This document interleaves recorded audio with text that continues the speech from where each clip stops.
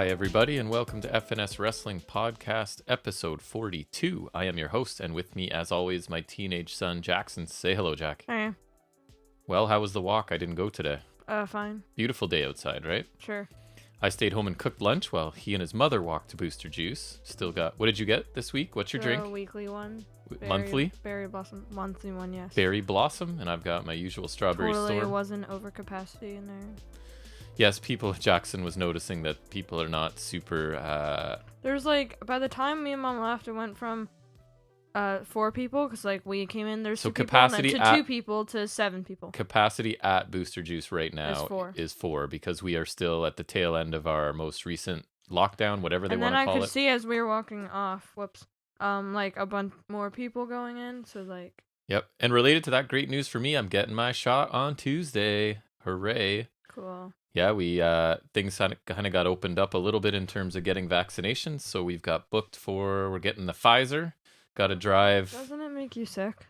It might, but it's going to make me not way more sick in the long run, so I will take that trade-off. Yeah, I might get a couple symptoms of it, but whatever. I just want to get my shot, so we located Pfizer about 30-40 minutes away, so we're going to drive out on Tuesday after work, get that done, and hopefully get things started. Everybody go and get it done, and we can get things back to normal. So I'm excited about that. I know you find it strange that I'm excited about getting a shot, but yeah, it's been enough of this. It's so painful, but for a second, but it's still not ideal. It's going to be worth it. Yeah. Just a quick reminder, I did again cover Ring of Honor. It seems to be I've been putting them out on Mondays lately. I just have a bit of time, and since Jack doesn't watch ROH yet anyways, so you can check that out if you do tune in for Ring of Honor content. I guess I would just like to say, if you'd like to contact us, anyone can, fnswrestling@gmail.com, fns_wrestling_podcast on Instagram, or YouTube comments if that's where you're listening. I will always reply to you if you have any questions, concerns, suggestions, whatever. We'd love to hear from you. How was school this week, fella? Fine. That's it? Still doing the online schooling? You're doing well? We're doing a walk every day because your goal is to get 100 kilometers by the end of the school year? Yeah, we've got a thingy. A thingy. That's very descriptive. Yep. So yeah, we're going for 2 kilometers every day. We snuck in a 5-kilometer bonus walk to Dairy Queen, right? And back the other day. So by the end, you'll have your 100K for sure. Well, anything new going on with you? WWE's, the music YouTube channel put a bunch of new stuff. Roman Reigns' new theme. Right, which you played for me. I didn't think it was bad. I kind of like it. Santos Escobar's theme, which is not the good one. Oh, not the good one. No, it's the less good one that I don't really care about. Right. The most recent one's Everrise. Yeah. Also MSK. Reginald apparently has a theme song, because that makes sense. Why wouldn't he? My favorite one, though, they put out Tyler Russ' theme. You do like that. That one is very much great. I don't remember it off the top of my head. I didn't even remember. I just saw it and it was Tyler Russ. I'm like, okay. Because he's been missing for a long time now from NXT, right? Yeah. It's been over a month, I would think, since he's been on, probably. We like him, but I mean, it didn't seem like they really had concrete plans for him, so we'll see.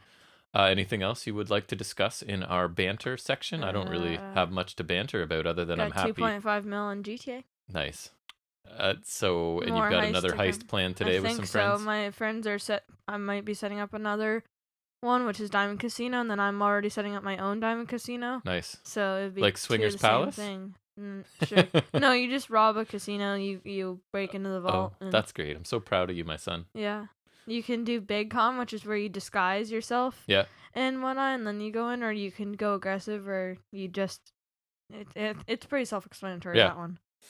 And I don't know, what have I been doing? Watching basketball. Raptors are looking like, I think they might be mathematically out of the playoffs now. They lost to Washington, so... That's fun. But at this point, they're not going to go far in the playoffs, so I don't mind if they keep losing, because that'll get us a better draft pick, which is a terrible way to think, but haven't had to in a while. The Raptors have been so good. Right. But anyways, did you want to talk about some wrestling today? Sure. I guess that is why we're here, right? So let's start out with our first segment, as always, is our news and rumors.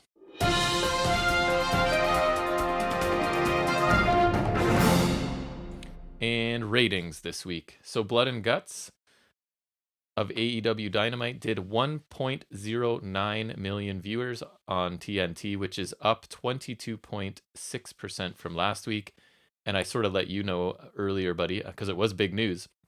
Dynamite ranked number 1 in the cable top 50 this week for the first time ever, with a 0.42 rating in the 18 to 49 demographic. That is the one they really want to capture the most. That's up 27.3%. Obviously a big deal, as they haven't done that before. So the number one ranked show on the cable top 150, which is pretty cool.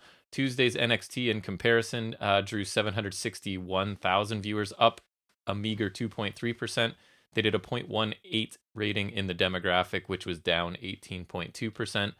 So bottom line, Dynamite, I mean, I still consider it a win, even though they're not head-to-head, right? Dynamite wins both categories yet again and had a huge week in the preferred demographic. So just out of curiosity then, I thought you might wonder, I think I've done it once before.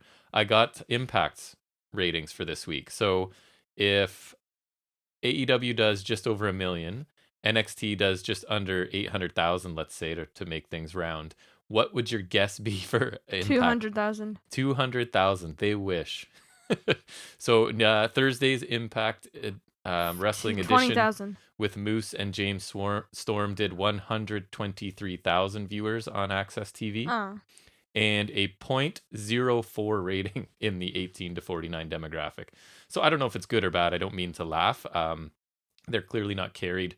It's not as easy to find the show and stuff, right? So maybe they're happy with those ratings. I don't really know. I just thought it was interesting to see them compared. Right. What do you have for us? Jordan Grace re-signed with Impact Wrestling for at least 2 more years. Yeah, that makes me really happy. I think she is fantastic and only getting better and getting better character work, mic work too. So I'm a huge fan of her. She's one of my favorite things probably on Impact, so I'm pretty happy to hear that she's sticking around. Do you have anything? MLW revealed that Dario Cueto of Lucha Underground is El Jefe and the man behind Azteca Underground group that's been sort of on MLW programming. When is MLW? He's going to have a new name apparently, but it's going to be the same character doing something similar. I actually checked out MLW. When is it? When's what? MLW. I don't know. It's just on YouTube. I just found it every week. Like, what day though? I don't know. I just found it on YouTube. I don't have it scheduled in. I watched it this morning really quick, just check things out. I didn't see anything with Azteca Underground on it, but I did see the... Yeah, that's probably the only thing I'm interested in. What did I watch? It was... Leo Rush and something Reed. Myron Reed. And he wears like a tactical vest, like... D'Lo Brown. But it's like, this isn't nice, but it reminded me of like... when you were little and we'd go to the cottage and we'd go out on a boat and we'd have to borrow a life jacket and it was like 2 sizes too big for you. That's what I feel like this guy's tactical vest is like far too big for him. So it kind of looks like he's a kid that borrowed his dad's vest or something. Yeah, it kind of took me out of it a bit. I know who it is because there's the one PWI magazine. Yeah. And it's got like all the major pay-per-views that happened like end of last year or like January of this year. One of them's MLW's Kings of Coliseum, and Leo Rush is competing against Myron Reed. Yeah, so he won the middleweight title. He took the middleweight title back from Rush. Really? Yes, on the show. And then I don't know what their title situation, because I tried to watch MLW a while ago and remember it was open weight title, I think, as well. They which have is Hammerstone, I think. I saw them refer to a national title. National open weight, I think. Oh, is that what it is? I think, and then I think that's Hammerstone. And a middleweight and something else, which was Leo Rush, and then they got their world title, which is Jacob Fatu, I think. Right, he wasn't on that show. But who was? Anyways, I can't. It was a decent program. Jacob Fatu looks like the next Umaga. Because the last times I tried to check it out, remember it was all that Selena girl, and it was like honestly, she was like 60% of the show, and I don't remember. I just didn't get into it, so I'm trying it again because I am interested in the Azteca Underground thing that's going on. So I may keep checking it out. We'll see. I didn't have anything else, honestly. It was a really light week for news. We were talking about it. I pulled stuff together like at the last second, pretty much. So Ziggler and Rude, aka Rudolph, aka Dirty Dogs, which is their terrible real name, right? Will be facing the Mysterios for the SmackDown Tag Titles at WrestleMania Backlash, and per his win over Seth Rollins, Cesaro will be challenging Roman Reigns for the Universal title. And that'll be a good match, but again, like there's no chance he's winning, so enjoy your opportunity. He's some indie guy from GCW, I think it is. Alex Zane debuted on 205 Live as Ari Sterling. Maybe? When they did sign him, I went and checked out some of his highlights. He's got some pretty crazy offense by the looks of it. Yeah, I've seen it. I'm just because I found the news thing about him. I got this gif of like this moonsault thingy he did. Yeah, he's got a few moves that he seems to have a lot of like signature named moves, and some of them are pretty impressive. So, did you have anything else for news? I am tapped out. Amir Jordan's now gone from NXT UK. I'm sure a lot of people care about that. I just watched that this morning after losing a no DQ loser leaves match to former tag partner Kenny Williams. Right. Sure, a lot of people care about this. I've been watching UK. That feud hasn't really interested me, but yeah, he's gone, so whatever. I mean, he didn't really do much while he was there. Probably the only thing that's actually somewhat interesting. Jimmy Uso is actually back now. Yeah. And he's got the long hair, which looks better than Jay Uso's still got the short hair. Where's he being positioned? I don't know. So he returned, and it's kind of like they're playing as, like, will he... Because he kind of, like... Will he or won't he join them? Like, he was, like, happy to see Reigns, and then, like, he was, like, kind of... I don't know. So it's like it's kind of like will he align with them or not? I would want him to, just because I think the Usos need to be a tag team. I wanted him to debut or re-debut when whatever it was match it was, and the other Uso came back after a long time of being gone from the ring. I thought they should have brought the returning one back, but maybe they weren't ready. I forget what match it was now. It's a very vague description. Join them because I think the Usos are a great tag team. I think we've been deprived of them for a while. Well, and they could do the whole like their faction gets all the gold, right? Which would look pretty cool for them. Yeah, they would be the bloodline. I remember because they were feuding with Corbin and the Dirty Dogs. And they used like that bloodline name, but like that was never their official name, but like they said that, right? Yeah. And they would be like the Samoan Dynasty kind of faction. They would look good with all the belts, I think. Yeah. Interesting idea. It'd be cool. Then I wish they had like more people like they could recruit, not Tamina or Nia Jax, but like if Jacob Fatu then was in WWE, that'd be cool. Awesome. He looks like I've seen him a few times, like not watched his matches, but I've like seen him. He looks kind of like Umaga. He does, because I was just watching some highlights of him. They showed some highlights maybe on MLW when I was watching, and I thought the exact same thing when I saw him. And also, I think Rollins lost to Cesaro, right? And I saw a thing that, like, he kind of confronted Reigns backstage, or like was at least they were in a segment kind of thingy, or like they interacted. Is my point? There you go. And it's kind of like he might be turning face, which I think would be good. They need to do something because he's really boring. I mean, whenever we check in, I'm not... The Messiah thing lost its luster, I think, after WrestleMania maybe last year. And then this thing he's calling, I think it's Embrace the Vision or whatever, but it's just the same thing. It's just he can't use Monday Night Messiah. Certainly seemed pretty similar to me as well. Yeah, so I don't know. I think he's better as a face. Yeah, it fizzled out, but that was their fault and also kind of his fault, but I think... Well, this isn't working, I don't think. So no, this is working worse. And I think he and Reigns are both awesome in the ring. And I feel like they have so much history that their feud would be awesome. And I think Rollins would be a good choice to beat Reigns.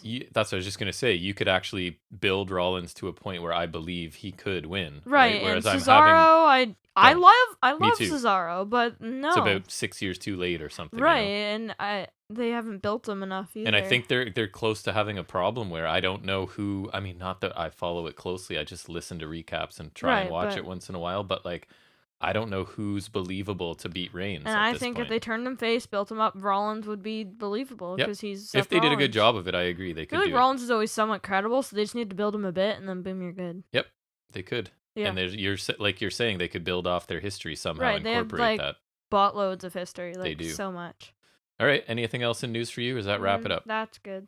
All right. So let's move into our first review of a weekly show, and that is going to be our NXT review.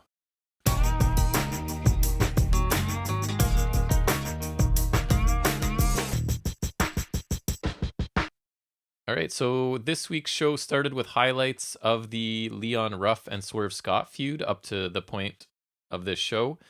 Before a recap of The Way and their recent activities with Dexter Lumis, Shotzi Blackheart, and Ember Moon, leading to the street fight that will be the main event tonight. I'm pretty sure they showed Shotzi Blackheart being hit with glass, which always makes me happy. They did, and you enjoyed it. I always enjoy it. I thought it was interesting to see that Swerve and Ruff got some attention right off the bat. I think that's a good thing because I'm loving Swerve right now. So the fact that feud was featured into the recap, right? It kind of gives you an idea of who they care about by who they've recapped from the week before, right? So, and I guess these two feuds are sort of culminating on this show in theory. So that was the focus. So I thought it was a decent little segment. Leon Ruff's music hits. He heads to the ring, and the show is starting with Leon Ruff. Oh yeah, his theme music kind of smells. Versus Isaiah Swerve Scott in a Falls Count Anywhere match. So this has been going on for months, right? Ruff recently, I guess, had showing some newfound aggression, as they're telling us, attacking Swerve in the locker room. Cue the air quotes for aggression. So I think this is hopefully the end of this feud. I'm hoping. That would be nice. Right? The story is Ruff is sort of fired up and ready for this one, and Swerve is calm and sort of collected as his new character, not getting too flustered, and Ruff has just been pushed too far, so he's all fired up. He got attacked a couple times. Oh no, he lost. You pushed me too far. I really like how this match started because Ruff sort of attacks really quickly, and Swerve sees it coming at the last second and gets a knee up, right? Like right away. Or I think it was a boot or something. Yeah, I thought that was a really cool start. We get a cutter countered by Ruff before a counter by Ruff sends Swerve to the floor. Suicide dive by Ruff caught by Swerve, who drops him on the corner of the apron before running him into the barricade twice and landing a side slam on the ramp for a 2 count, because there are pinfalls attempted anywhere in this match. Swerve is cocky, taunting, and then he does stay in control for a good portion here. We get a huge superplex by Swerve, like both men fully standing on the top ropes. A really high suplex, looked pretty awesome. Swerve talks to the camera, and remember his grill fell out, and he has to grab it quickly. It was kind of awkward because he was trying to look really cool, and it's hard to do when the grill's covering your teeth. So I don't know, like, do those stay? Are they supposed to be permanent in there? No, I think he can pop them on and off as he wants. It's kind of like a fancy looking mouth guard, I think. Oh, okay, and that's okay. I was gonna say, if it fell off. So Swerve at one point then gets caught upside down in the ropes. Ruff lands strikes and a drop kick as Swerve is hanging there. Clubbing blow to Ruff as he jumps off the apron, and Swerve shoves Ruff into the barricade. Swerve throws a toolbox at Leon Ruff, misses, and we head to commercial. We're told that the match went back like into the gym and stuff while on break, with Swerve dominating, but the commercial break's not that long though, so how stupid do they think we are? Well, I think it was also supposed to be picture in picture, and we just don't get it all the time when they say we're going to. So we got nothing. So I'm just taking their word for it. Ruff then hits a somersault dive off the stage to slow Swerve down. Ruff escapes another superplex attempt with knee strikes while he's still up vertical, and then into a crucifix bomb for 2 that I thought was pretty cool. We get a poison Rana off the apron by Leon Ruff, which was insane to me. Like, very dangerous move. It looked awesome. Swerve has to crawl away from Ruff, and he's smiling and yelling at Ruff. Confidence boost using the barricade for leverage for 2 by Swerve. Ruff moves, and Swerve is knee first into the steps a little bit later. We get the toolbox back out into Swerve's leg, and a frog splash by Leon Ruff for a 2 count. Heel hook by Ruff to target the leg now of Swerve. Swerve escapes but is hit with a cutter in the ring, and then another one out on the floor. Ruff climbs on top of a camera platform, jumps off, but is caught by, you had to tell me, AJ Francis, who we are told now is part of Swerve's entourage. I guess he's been in the studio for the promos the last couple. Maybe.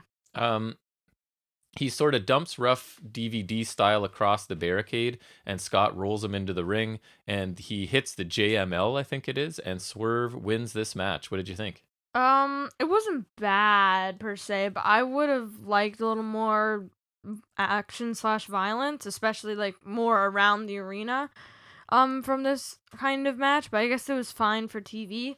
I'm interested in Swerve's alliance with Francis, and also after the match we saw more people, and Ashante Adonis, right, and someone who later identified I found out Brianna Brandy, I believe is her name. Yes, who's got a little faction. I didn't hate this, but I don't know. I just felt like it was only really in the ring and around ringside and whatnot. Right. And I just feel like, one, there may be a little more violence, like weapons wise, and maybe just like, you know what I mean? Because and, like, this was more arena wide, like a long bitter feud, and Ruff's supposed to be pushed too far. So that makes sense. Supposed to be the ring can't contain them, and not you go places you could go in a normal match or whatever. Right. So I don't know. It wasn't bad, but I would expect more from this kind of stipulation. Yeah, I thought it was really fun, and the result was right. I think we can agree there. Yeah. Right? We're happy with the result.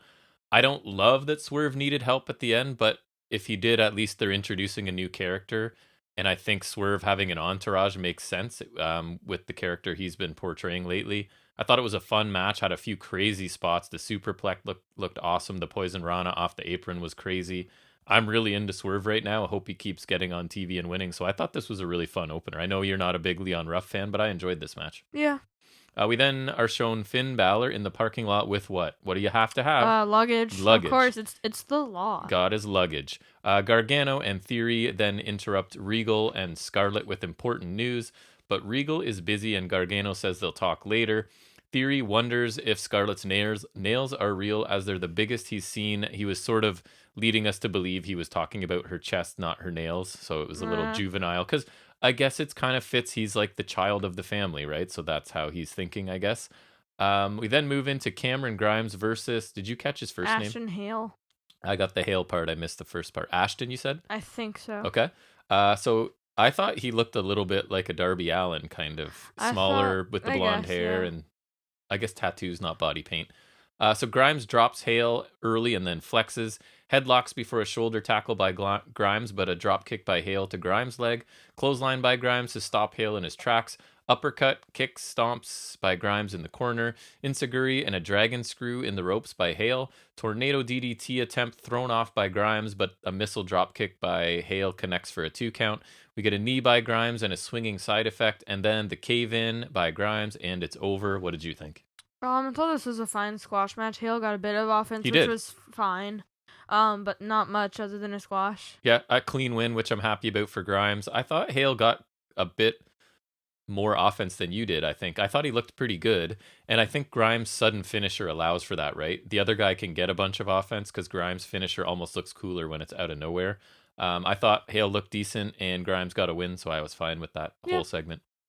Mackenzie is then talking to Caden Carter and Casey Catanzaro. Ugh. They're asked about Tien Shaw, and they don't care and don't want to see them anymore. They want the tag titles and will be focused on the match coming up tonight. Frankie Monet interrupts, calls them adorable, tells them that winning the belts will take longer than they think, but that Frankie believes in them. And what did you think of this? I liked that they got mocked because I don't like them, and that is true. This is like just I guess they're done with the storyline, and honestly, it's like weird they pushed Xylee and now she's just nothing. And then this felt like a forced like, oh, by the way, that feud's over, right? And it's weird how they call her Mei Ying because it's like, oh, she's not Tian Cha, like, I don't know. They've certainly pulled back on that storyline, eh? You're right. And it's like, they literally put in a whole vignette saying, Mei Ying did this, she sold her soul, and now she's Tian Cha, now they're calling her Mei Ying again, and... Yeah, so sort of some inconsistent storytelling, and it's gone, basically. I thought Caden Carter was not good here at all, and I don't think either of them are good. If they are actually ditching this storyline with Tian Sha, I thought this was a really awkward, like, sudden way to do it. I did like Frankie. It felt a lazy way to do it. That's probably a good word for it. I did like Frankie Monet here. I'm starting to enjoy her interrupting everyone else's interviews, sort of thing, to get TV time for herself. I refuse to call her that. I thought she's looking better. Like, her debut was underwhelming for me, and since then I'm starting to enjoy I don't know her. if it was the best segment, because like you said, it felt very non-canon. It did. So I don't think it was a good spot to debut her. But I do like this idea that she seems to be finding ways to get herself on TV. It's almost like not the same gimmick as Tenille Dashwood, but it's like the kind of all about me aspect. Yes, there is a little bit of that in there for sure, I think. So Grimes is celebrating backstage. Ever-Eyes show up and want to join him. Grimes says it's a party of 3 for me, myself, and I, and he leaves Ever-Eyes. But like me, myself, and Cameron Grimes. That's right. He says he's rich, but Ever-Eyes say that he's rich but bad at math, I guess, apparently. What did you think? Just a really quick... I thought it was fine. It was kind of funny, but nothing much. It kind of felt like a main roster segment to me, which is a sort of a recurring theme for me on this show. I have sort of a roast, some issues, but whatever. Oh, I forgot. I just thought of something we should have put in the news is AEW's global shop. Oh yeah, that's cool. I just forgot. Yeah, there's like a global shop. They got like places in Canada, notably. Yes. And other places I forgot. So that you can sort of save on shipping and because they nice duty. People, unlike other companies. That's what gets us. We then get a tag match I was looking forward to: Grizzled Young Veterans versus Timothy Thatcher and Tommaso Ciampa. Right, and you just look at the people involved, and you're just like, yes. I gapped on Thatcher's first name for a second there. It's like, Timothy Thatcher. Little Timmy Thatcher. So the Grizzled Young Veterans are in the ring with the mic. I think it was Drake first saying he's mad at Thatcher and Ciampa for encouraging people to shake their shoe at Gibson. They're trying really hard to get that over. It's starting to annoy me. Because it's like, it was naturally over in the UK. Like, oh, let's get it over here. That's right. And it's not. there aren't really crowds, right? So I don't understand the timing of this. But anyways, and I don't understand why it matters this much. Like, if people get it, then they get it. But like, I don't like. Yes, I don't know. I don't either. The veterans are a gift to NXT, and nobody needs to see the fans' toes. So you better not do that thing we hate, basically, right? Like, it's the whole, like, you guys better not do that because it makes us really mad and we don't like it, kind of trying to convince them to do it, which is the part that really bugs me about it. Gibson tells them to get their Crocs on or they'll head back to the UK as Ciampa's music hits and he and Thatcher head to the ring. We get holds and counters with Drake and Ciampa to start. Thatcher and Gibson tag in and they lock up. Thatcher gets control of Gibson on the mat and starts to work his right arm. Knees to the spine by Thatcher as they're on the mat. Gibson counters, gets the left leg of Thatcher. Thatcher counters into a sleeper and Drake tries to break it up, but Ciampa puts him in a sleeper before driving elbows by the faces heading to commercial. So that was like tandem sleepers and then sort of raining elbows down, synchronized on their opponents. Uppercuts by Thatcher to Drake after the break. Drake tries to make a tag from the apron, but the ref won't allow it. Drake slings Thatcher into the bottom ropes and brings him over to the heel corner. Gibson's in, tries for multiple pins with Thatcher kicking out. Cravat by Gibson, Thatcher escapes and they smash heads. Both men are down. Drake and Ciampa are in now, and we get the infinite clothesline spot against both of the heels. Yay! By Ciampa. The man knows 9 million wrestling moves. Why does the clothesline have to be the one that he... And I know it's to show off his speed and his stamina and whatever, like, but knee strikes? Because I love Ciampa, I just don't. Well, and he's pretty good at knee striking, so do some of that, or uppercut, or literally not clotheslines. Several hard chops to Drake, and Thatcher is in for some forearms.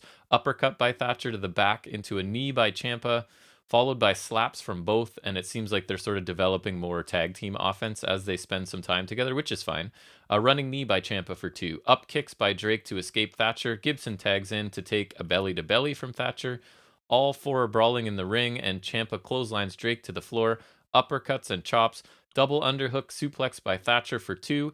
Drake takes out Ciampa outside the ring with a dive into the announce table, and Gibson hits the final cut for the 2 count. Yeah, it's like he kind of has him like in if you were to have him in a guillotine, right? And you have like biceps, he kind of like does that, and then he lifts them up into the final cut. Yeah. And usually he would tag in Drake and then do this, and then Drake would follow with the 450, but no. I like the final cut. I think it looks cool. I don't know. It was cool. This finisher.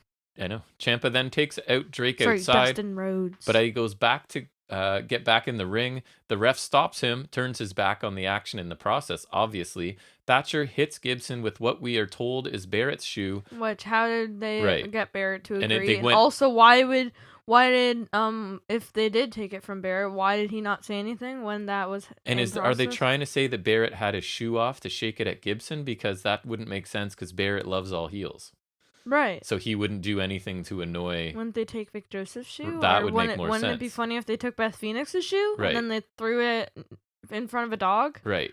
And then she would never get her shoe back? So shoe shot, armbar, Gibson taps out. Which I don't... Again, so like... If you're gonna hit him in the face with the shoe, wouldn't you pin him? Not like then target a different body. Like, you know, they're deceiving it's like, the referee, okay? Right, but they're the baby faces, and then also it's like you're hitting someone in the face. So wouldn't you want to like apply a crossface or something? It's like hit him in the arm. Then like it's like hitting him in the face with the shoe and then applying an armbar. They're two very unrelated wrestling. They should have dropped him on his head or something, right? Right, like Willow's bell or something. Yeah, exactly. That's exactly that. Yes. What'd you think of the match? Other than that, I actually liked it. It was really good, especially for TV standards. Mm-hmm. But I feel like, and we talked about this before, I think, but like it's just like NXT doesn't. It's not like this is good, but it's like not like NXT used to be so good. Yeah. Oh yeah, you're right. This would be.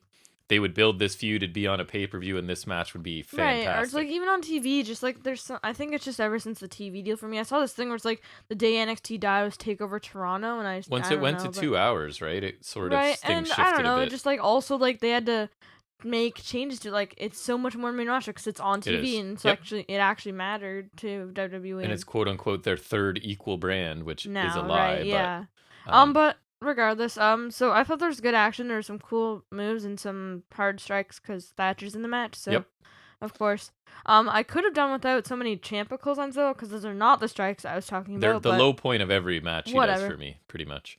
I thought this was a really good match. Oh, sorry, you weren't done. No, it's fine. I thought this was a really good match. It kind of started slowly for me, but it built throughout. Yeah. Ciampa and Thatcher are developing some signature moves and spots as a tag team. So yeah, but I didn't love their winning method here. No, it was kind of interesting. I think they're good. They're the faces. It's a nice addition to the tag team division because it seems like they're going to sort of stay together for a while at least.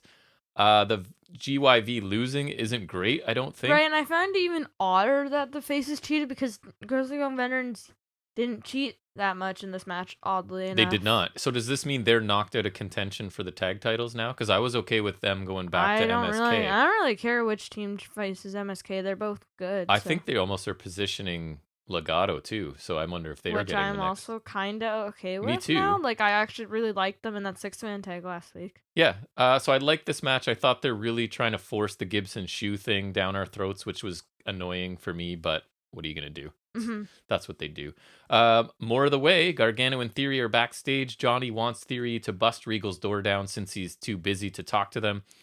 So Regal actually approaches from behind them as Theory is gently knocking on the door, not knocking the door down at all. Gargano tries to get out of the Bronson Reed match, saying that it's all Loomis's fault. Regal denies the request, tells Theory that he will face Karrion Kross next week. Gargano and Theory leave, saying they'll figure something out. I just said another week with multiple way segments. Sigh. That was my thoughts. You? Yeah, I just wrote Theory versus Kross next week. Woohoo. Yeah, Theory's not bad, but Kross is. So. There's so much the way on these shows. They're getting like 3 or 4 segments every week right now, and I just don't get it. But anyway, somebody must love it. It's not me. Right, like... I don't know. Swerve is with his entourage backstage. Says they're that all chuckling. He told us all that he beat Ruff, and they just walk out. So I don't know. It was very brief. Yeah, I thought it was cool. I hope they do something. Me maybe too. replace a way segment next week. Like imagine give him 2 segments and give the way only 3 or whatever. Only 3. We get isn't that weird? Right? Only 3. Just 3. Right, like we then get a brief highlight package for Saray and Zeta Ramir ahead of their match tonight. I think you're hyping them up the same. They're hyping them up the same, but they're 2 very different competitors. One competitor's hit. What was it? The shooting star press, and that's it. And one is like a revered Japanese wrestler, like who had an epic with Zoe Stark. I guess they're just trying to build. It's fine. It's a good attempt. We then get Karrion Kross making his usual for effort, but not for execution. His usual entrance with Scarlett. He's gonna speak to us. That's exactly what I wanted. 3 weeks ago, he made things clear. Just step up and roll the dice. People said they weren't afraid of him, and he's not afraid of them either. I have a question. So in like 2007, 2008 or whatever, Matt Hardy MVP feud, and they did like chess and stuff and whatnot. Yes. So is he inviting people to have a feud with him where they play board games and roll dice? Some craps, maybe. Monopoly? Could be, yeah. I feel like Cameron Grimes would do Monopoly. Pop-O-Matic Bubble, get that up there. Yeah, that has that dice in it. Yeah, I feel like Cameron Grimes would do Monopoly. He could, for sure. He'd dominate. He'd cheat or something. Sorry, I'm just doing my best to mock Karrion Kross here. He will give them what they want, a fight. He's not giving me what I want because he's here. He won't wait for someone to stab him in the back. Next week, he'll dominate Austin Theory. And Cool Kyle interrupts. I don't like that they're calling him that. It's like bugging me. They're forcing this as well. It feels main roster. Much. Yep. Are they trying to get their own Orange Cassidy? Even his outfits every week are feeling a bit forced to me. Right, like I feel like he was fine the first week. It's like, oh yeah, he's celebrating and one night he won, and like it was fine. But like they're definitely like, especially when they're like, oh, Cool Kyle, I'm digging like Cool Kyle. WWE's like a dog with a bone, right? Like they just won't let go of it, and once they figure something out, they're like, yes. I think the crowd liked that. It was well received. You're doing it 1,000 times more now. Do it until it dies. That's right. Kyle gets why Kross thinks people should be afraid of him. He's a dominant wrestler, champion, whatever. So I've heard. He came to tell Kross he's not afraid, and Kyle wants a match, and he thinks Kross wants it too. Pete Dunne interrupts. And he doesn't care about their match or the new Kyle. His team's kind of cool. He doesn't care about Kross as the champion. He's the baddest man in NXT, meaning himself, Peter Dunne. And he dares them to prove him wrong. Finn Balor then interrupts. I knew it was going to happen at some point. It just had to happen. Even if they didn't come, I just feel like Balor, he was going to be on the show, right? And he is. He makes a good point. He says he's beaten Dunne and O'Reilly. and he hits Cross with a sudden forearm. Which I liked. Cross fights off attacks from everyone. Obviously, he has to just dominate the main tier of contenders he has. The 3 competitors that I like and are better than him. A security guy comes in, takes a Saito suplex. Because that's what had to happen, right? And then Gargano and Theory, just because they don't get any TV time ever, they attack Cross from behind. No, I actually appreciated them here. And Cross dominates them as well.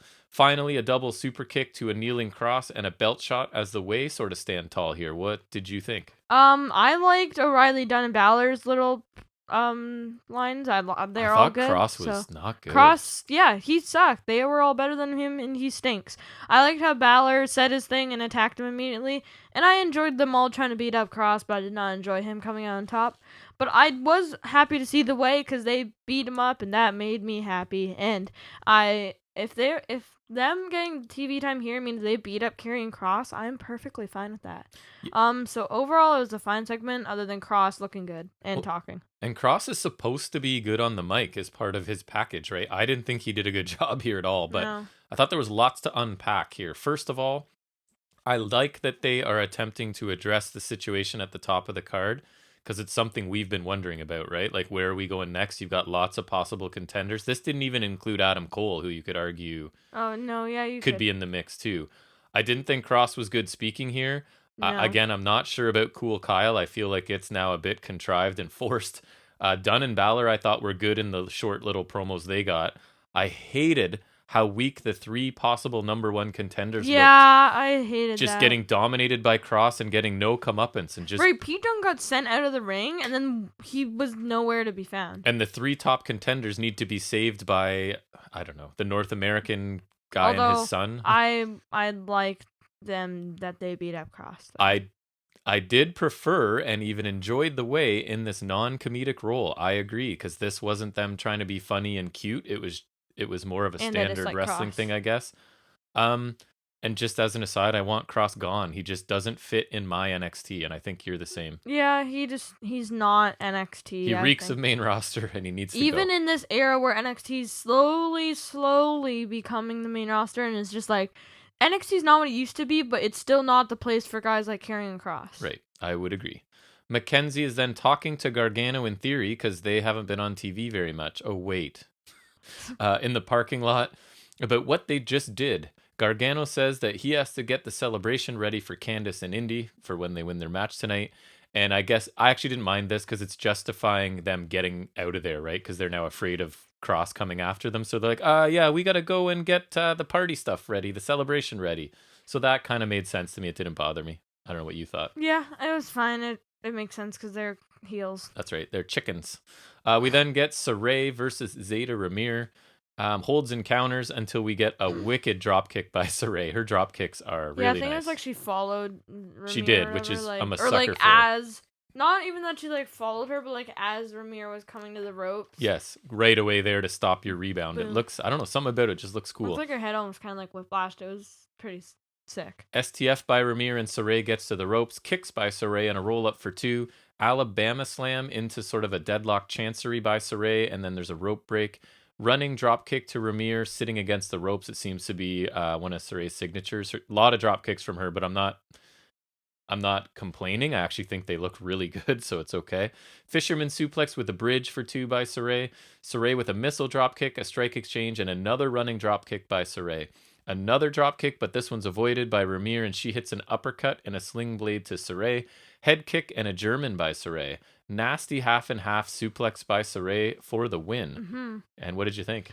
So I just noted that they keep trying to make a comparison that simply just does not work. They're not the same. Like Saray is leagues ahead. Oh yeah, of course. Right. But I thought it was a solid victory for Saray. Her drop kicks are sick. They are. And I get the feeling last week was as prominent as Zeta Ramir will ever get. For a while, I think, right? Yeah, this was just getting her in there. I don't know. She definitely hasn't shown herself like Zoe Stark or something, right? Because Zoe, I think, has earned the time she's getting because she's had good matches. So right. I thought this was good. It wasn't very long. Saray is really cool. Her offense looks really quick and impactful. And Ramir is fine, but she needs some seasoning for sure. So I imagine she'll maybe be a little less visible for a while, get some training, and be back. Walter is talking to Imperium on an iPad, but we do not understand any of it. Yeah, none of it's in English. I think the only thing he said was incompetent or something. But the others seem to agree with him, whatever it was. So just a cool little way to get Walter on the show. Kind of walks off, I right. think. Ramir and Saray shake hands backstage. Zoe Stark confronts Storm because Storm's sort of lingering in the background. So Stark confronts her briefly before going to check on Ramir. And I think I just put this was just to remind us of the issues with Storm and Stark. I didn't think it was anything really. Did you have any thoughts on it? I don't want Tony Storm on my screen. No. It was just a reminder that that's still happening. No. We then get Jake Atlas versus LA Knight. Knight cuts a promo on his way to the ring, culminating. As we know, we love LA Knight, and of all people, I would love to see him wrestle Jake Atlas. Of course. So here's the thing with LA Knight. So my note is this, right? Cuts a promo on his way to the ring, culminating in him telling Atlas that he will punt his butt so far he'll need an Atlas to find it. So the thing, and all I constantly hear, and we were saying it too, is that he does cut good promos, LA Knight that is.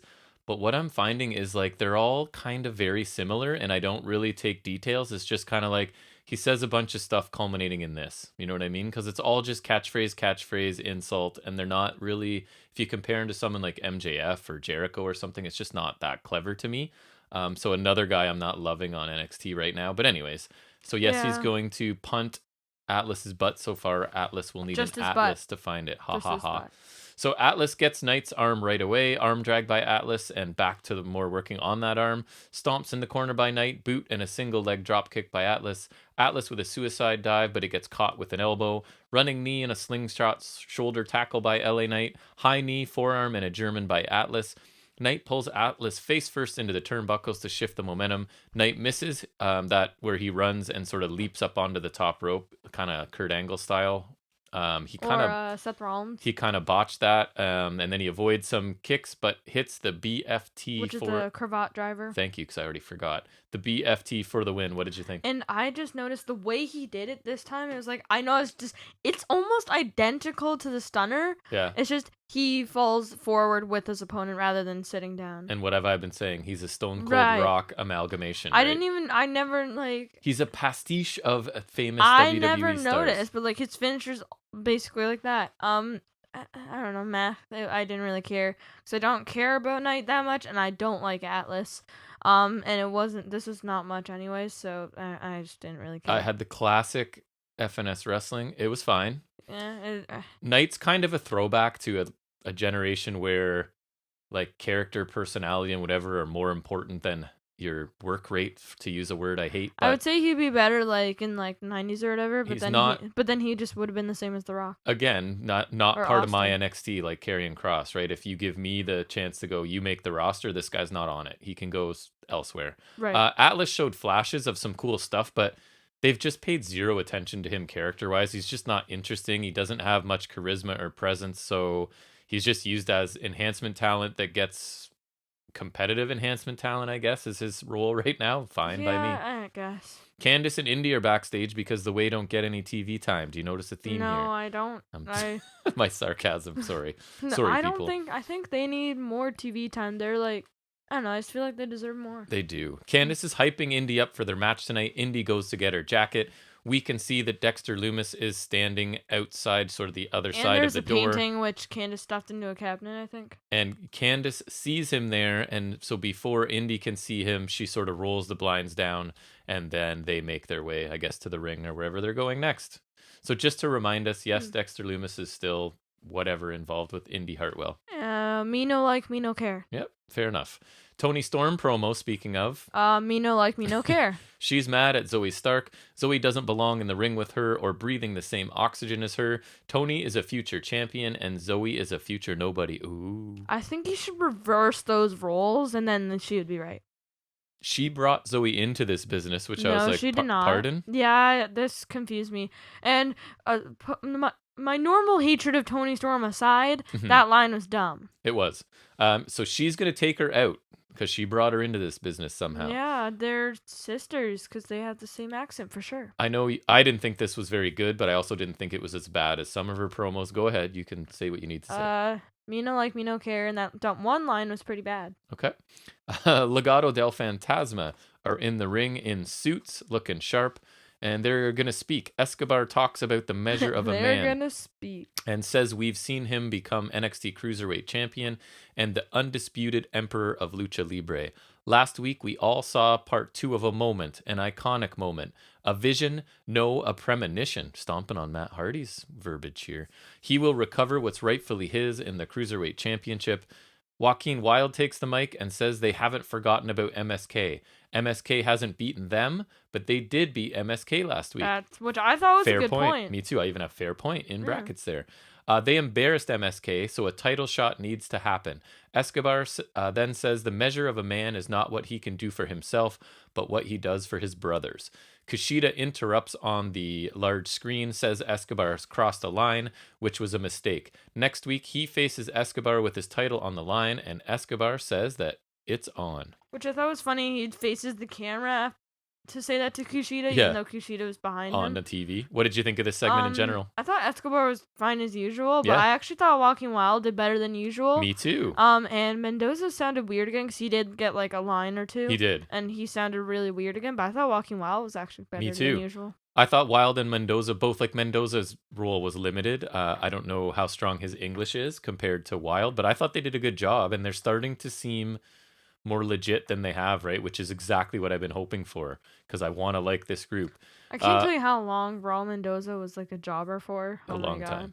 They're getting more interesting. I still wish I knew a bit more about their motivations and like what they're all about, but they look cool. They can all wrestle, and they're starting now to have decent promos. So I kind of have high hopes for this group. Mm-hmm.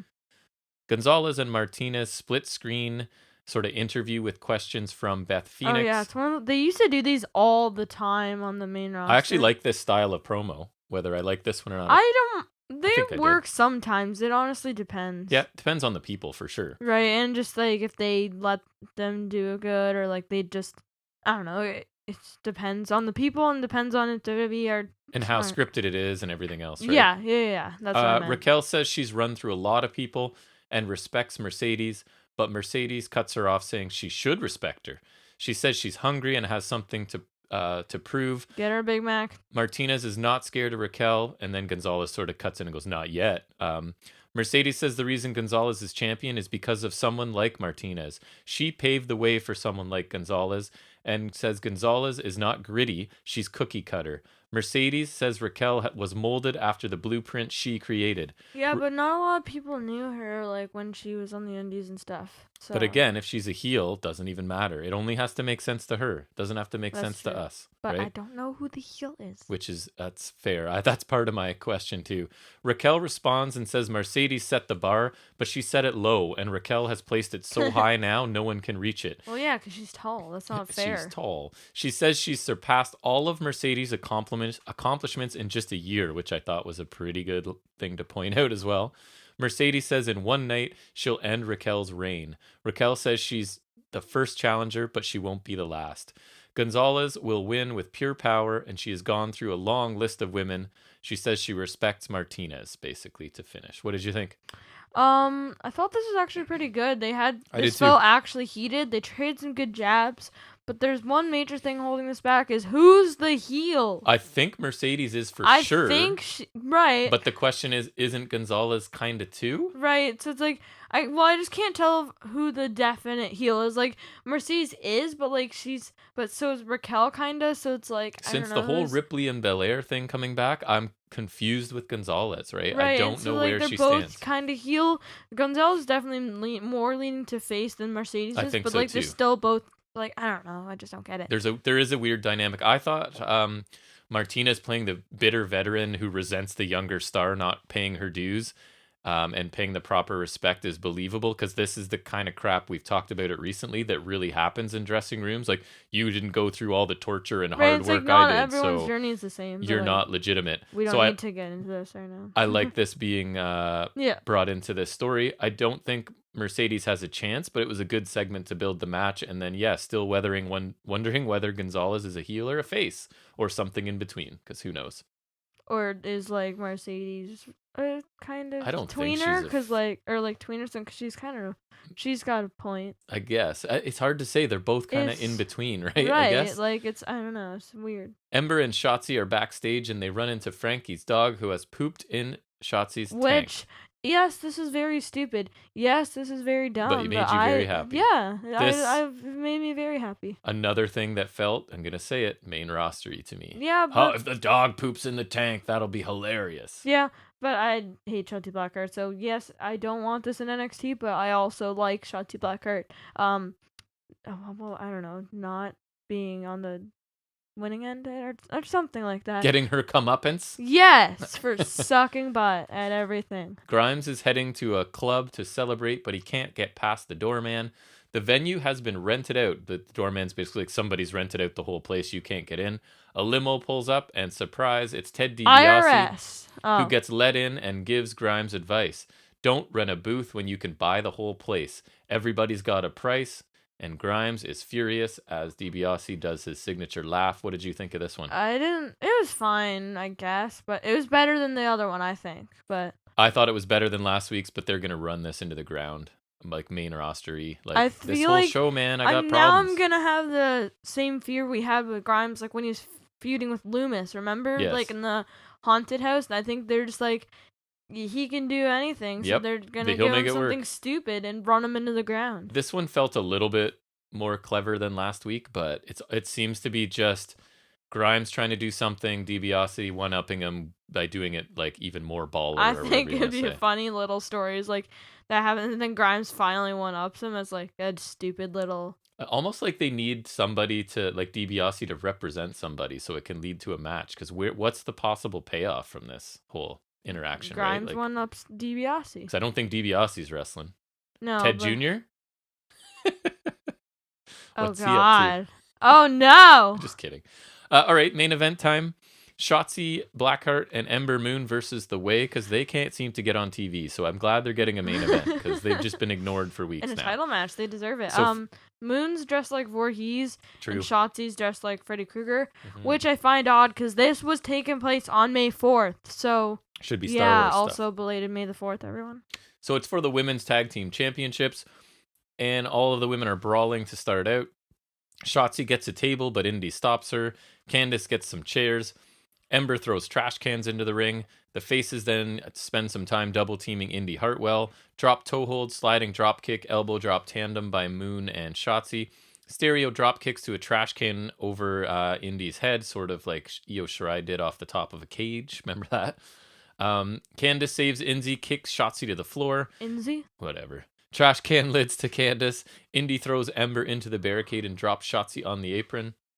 Indy kicks Ember off the barricade to the floor and sets up some chairs on the floor. Hartwell is, I put in quotes, driven because it didn't look very good. Face first into the chair. It looked really bad. She got her hands up so good. And then she's seated on the chair on top of 4 other chairs. So a chair on a chair on a chair on top of chairs. She's conveniently sitting. Sitting on a chair that's on 4 other chairs, which are seated like one leg. It's far too much description. So it's a bunch of chairs. There's 4 chairs, right? So there's 2 on this side seated and 2 on the other side seated, and they're facing each other, so it creates kind of like a square. Yeah. And then you got one chair on top facing another direction with one leg or one foot of the chair on each of the other seated chairs to create kind of a chair stack.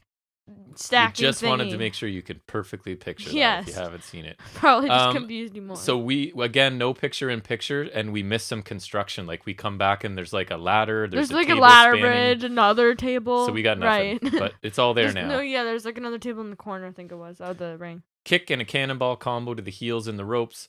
LeRae gets lawn darted into the ring post. Chair to Indy's back. Some lame double team offense by the faces for 2. I didn't even get into specifics. I just didn't think it looked lame good. Double team offense. That sounds about right. The faces dominate. Candice is on a ladder spanning ringside, and we get a senton by Shotzi onto LeRae. Weird. Through the ladder. It looked good. Ladder, but the ladder cracked on one side, right? So it almost broke, but then the ladder bridge stayed there because it broke on one side. I think that makes it look almost more realistic because it's not going to break perfectly, right? So it kind of breaks. It did not go to plan. One way and then they fall. I thought it looked good. No, yeah. Alabama slam by Moon to Indy into a table leaning in the corner. It did not break. Dents. It reminds me of, I remember WrestleMania 35.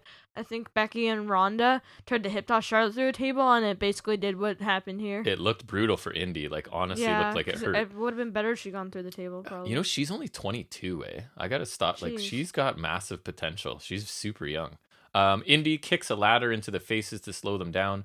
LeRae like a hornswoggle ladder. It's like yeah, it was a little one. It was pretty small. LeRae is back and hits springboard moonsault to Shotzi on a ladder being held by Indy. She almost landed on her head. She didn't get enough height on it, and she got her hands up at least. But. Yes.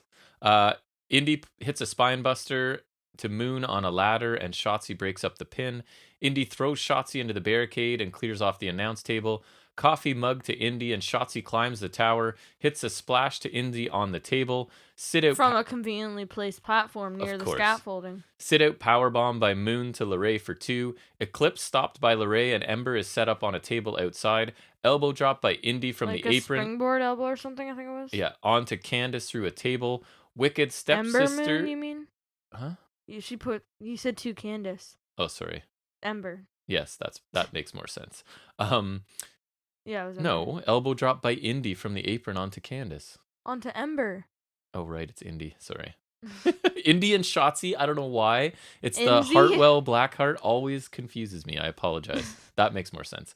Wicked stepsister to Shotzi onto a chair. And the Way win the women's tag team championships. Go ahead. What did you think? I'm very happy Shotzi's not champion, and she took the pin, so suck it, Shotzi. What about the match? But I thought the Wicked stepsister on the chair was a cool ending. Good finish. Right, it's such a simple move, but like it's very practical as well.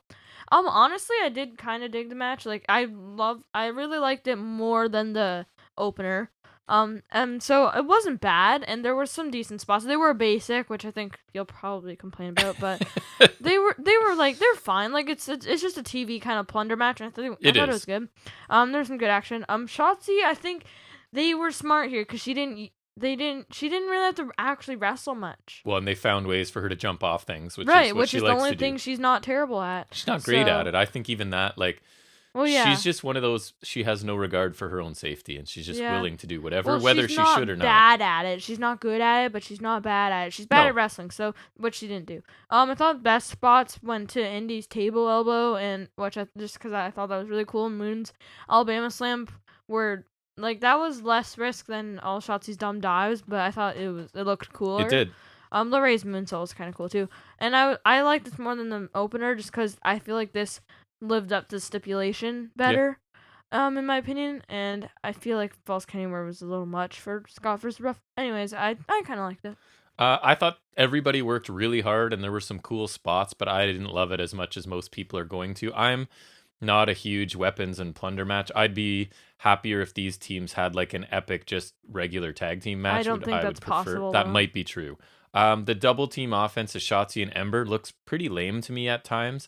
A lot of basic offense to set up a spot and repeat. I felt like, right? Like basic. If you're talking Shotzi, it's like big spot, basic, big spot, right? So I don't know. I thought this result was very possible, just the way the way has been booked lately, getting so much TV time. It's clear that somebody really likes this act. Well, I'm not just sure happy why, because I think Moon and Blackheart have been terrible champions. I guess. I mean, I don't know. Good for them. I'm happy Candace gets some gold. Indy, actually, man, she's got a lot of potential. She's getting better, and working with Candace is probably and Johnny, right, is probably helping her a ton. So I understand that people will enjoy this match. These women worked really hard and killed themselves for this match. It's just not my cup of tea, but it was fine for what it was, for sure. What did you think on the show overall? Thoughts, I didn't really love the opener too much. It wasn't bad, but I expect more from a Falls Count Anywhere match. Yep. Grimes and Saray both got squash matches, but Saray's was better, in my opinion. LA Knight also got a squash, but that one was not great. I didn't really care about that one. Ciampa and Thatcher versus GYV. Grizzly Young Veterans. That was good, and I pretty enjoyable. I liked it. And Gonzalez and Martinez's, I guess. Yeah, that segment. Interviews split screen thingy, which is what I'll call it. I thought that was pretty good as well. Cross sucked, but the aftermath was kind of I was fine with that. Yeah, his part of that was the worst part of it. Tony Storm's sure. promo was crap again, and I would say a similar thing for Catanzaro and Carter. I just didn't really like their promos are not their strong suit. Grimes segment with DiBiase was fine, but I've liked many other things he's done better. Me too. Legado Fantasma was better than usual. And the main event was enjoyable enough. Overall the show was kind of a mixed bag for me. There's stuff I liked, but also stuff I did not like. So it was overall a fine show, a little below average, in my opinion. So I'll give it like a low B-. Okay. So I had some issues with multiple times this show, and I know this is a complaint people may have of this show as we use this a lot, but I had a lot of main roster vibes on this show for me, which is not what I want.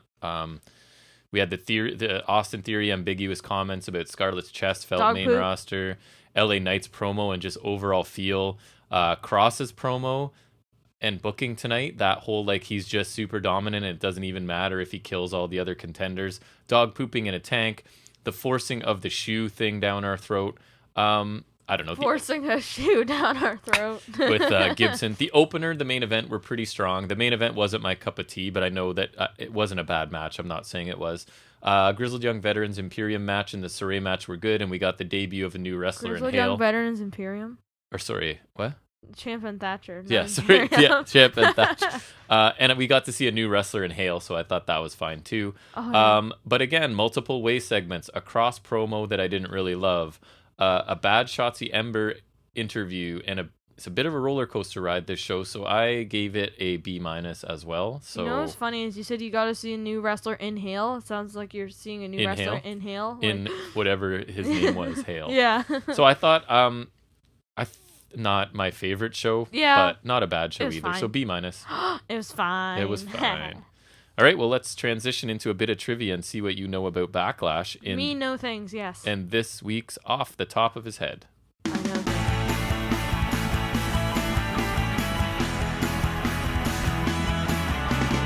things. So, Backlash trivia, I've switched it up from last week. So last week I was starting to go through the years, but I'm just going... You could just go through the years at random, probably. This is best matches of all time now, we're talking. Backlash? Yes. Oh, well, number 1, Edge versus Randy Orton. So we're going to have... It's from 3 places: Cultured Vultures, Wrestle Talk, and WWE themselves, which is funny because as I was looking at different lists of people doing these, it's mostly the same matches, right? Except WWE, because their version of what are the best matches are different because they have a certain agenda they're pushing. So that's where I actually got some unique matches that maybe don't belong on this list, but WWE says they do. So let's see. So we gotta trust them. Okay, so let's see how this goes. A 2009 singles match where one competitor made his first in-ring appearance since 1994. Chris Jericho versus Ricky Steamboat. That is correct. My next clue was, at the WrestleMania just before this pay-per-view, the one competitor defeated multiple legends in a handicap elimination match. Yeah, I think it was Piper and Snuka as well. For sure Piper. I think you're right about Snuka. Snuka. And Steamboat, right? Yeah. Yeah. Yeah, Steamboat was... Yeah, and then also I would like to say if Edge and Orton is not the best Backlash match ever, I quit. Now, these aren't in any particular order, okay? So I don't want to... Okay, fine. If Edge and Orton is not on the list at all, I quit. I didn't put any clues other than one because you know this one for sure. I think it may have even come up last week, but that's okay. A tag team match for the WWF Tag Team Championship, Intercontinental Championship, and WWF Championship from 2001. Yeah, it came up last week, which I think it came up last week. I think so Brothers too. of Destruction versus Two-Man Power Trip. Correct. Who are? Austin and Triple H. Correct. And Kane and Undertaker. 1999 No Holds Barred match for the WWF Championship. Austin Rock. Correct. Because this is a show, it was a rematch from Mania. And my clue was first in a very important trilogy. I said first match for me. No, their first match would have been at Mania. So but yet this again, is a rematch of Mania. The sources I use are wrong. So it should have said second match. And fun fact, this is the last In Your House event. Nice. WWF Light Heavyweight Championship match from 2000. Taka Michinoku? No. The first of the group, the Radicals, to be a champion was involved Dean in Malenko this match. Versus? Essa Rios? No. Challenging the champion was one half of Gilbert. a popular dancing duo. Scotty 2 Hotty. Correct. Good clues by me. Right? Am I right? Well, what other dancing tag team is there? I know, that's why it's a good clue, because I'm trying to get you to it at some point. Like, dead air is not good on a podcast, so either you have to be guessing or I got to be given clues. 2004 hardcore match for the Intercontinental Championship. Oh, yeah. Randy Orton and Mick Foley. Correct. The Doy. I remember that being in my greatest matches, 100 greatest matches book. My next clue was in a match that helped legitimize the younger competitor in the eyes of the WWE Universe. He suffered a crimson mask, a painful drop onto thumbtacks, and being chucked off the stage through tables. I guess that's Orton. That's oddly specific. Yes. Triple threat match for the World Heavyweight Championship in 2004. Benoit, Correct. Triple H, Michaels. Good. That's a Mania rematch. That was my next clue. Next one. Last Man Standing match from 2005. Ooh. Oh, Batista No. and Triple H? No? No. The Money in the Bank holder from this match attacked his opponent with a chair leading up to this. Edge? Yes, versus? John Cena. Nope. The last clue won't help you. Matt Hardy. No. Oh. No, but that was my last clue. There was We Want Matt chants filled the arena. Just in case you didn't get Edge. I thought that would give you Edge. Canadian opponent. Christian. No. Chris Jericho. No. Lance Storm. No. He is no longer living. And barely. Chris Benoit. Yes, I was going to say barely exists if you're WWE. A triple threat match for the WWE Championship in 2006. John Cena. Correct? Shawn Michaels. No. Kurt Angle. No. The champion going into this match defended against... Triple H. Yes, one of these opponents at Mania, but would now have to deal with the man who had cashed in the Money in the Bank briefcase on him. Rob Van Dam. No. Edge. Yes. Cena, Triple H, Edge was the answer. Next one. Last Man Standing match for the World Heavyweight Championship in 2007. Oh, I was hoping you'd say 2009. Oh. No, wait, that's No Mercy. Is it Randy Orton and Triple H? No. Okay, so it's No Mercy. The same matchup shocked many at WrestleMania with the show-stealing effort, a fast-paced physical battle that had the crowd enthralled. I think they were surprised by one half of this combination delivering Vince McMahon. No. Umaga. Starts with the same letter. Undertaker. Versus? Batista. Correct. So apparently this was a surprise because Batista was so good at Mania or something. I heard good things about that their Mania match, I mean. Fatal 4-way for the WWE Championship in 2007. My only other clue? John Cena. Correct. Shawn Michaels. Correct. Triple H. Edge. Yes. And? A fatal 4-way Randy between Orton. four, of the largest stars in wrestling history. Very good. A 2009 Last Man Standing match for the Edge and John Cena. Correct. And my other clue is and Big Show chucked Cena through a light. Shocking appearance from the Big Show. I remember this being on stage. TV like a while ago, and I watched. Like I remember there was a Santina Morella segment with the Great Khali. Yeah. And I won't say anything else in case it's on the. Right. Yeah. Don't spoil my questions. WWE Championship match from 2016. Oh, Dean Ambrose versus AJ Styles. I put another clue, but I knew I wouldn't need it because when it AJ gets Styles low blowed Ambrose, and then had a Styles clash, and it made me very sad. The other clue was 15 years after appearing on WCW Nitro, through his years in TNA, Ring of Honor, and New Japan, the winner of this match finally achieved his destiny of the new WWE champion. Sure, those are not my words. It made me sad. WWE Intercontinental Championship match from 2018. Jack won't need any more clues for this one, is what I put. Oh, Seth Rollins and The Miz. Correct. I remember because that was the opener, and it was the only good match on that show. And it's so recent, and it was Seth Rollins when you were loving Seth Rollins. Right, so and I remember that show sucked except for that match. Yeah. Also, there's Big Cass versus Dana Bryan. Right.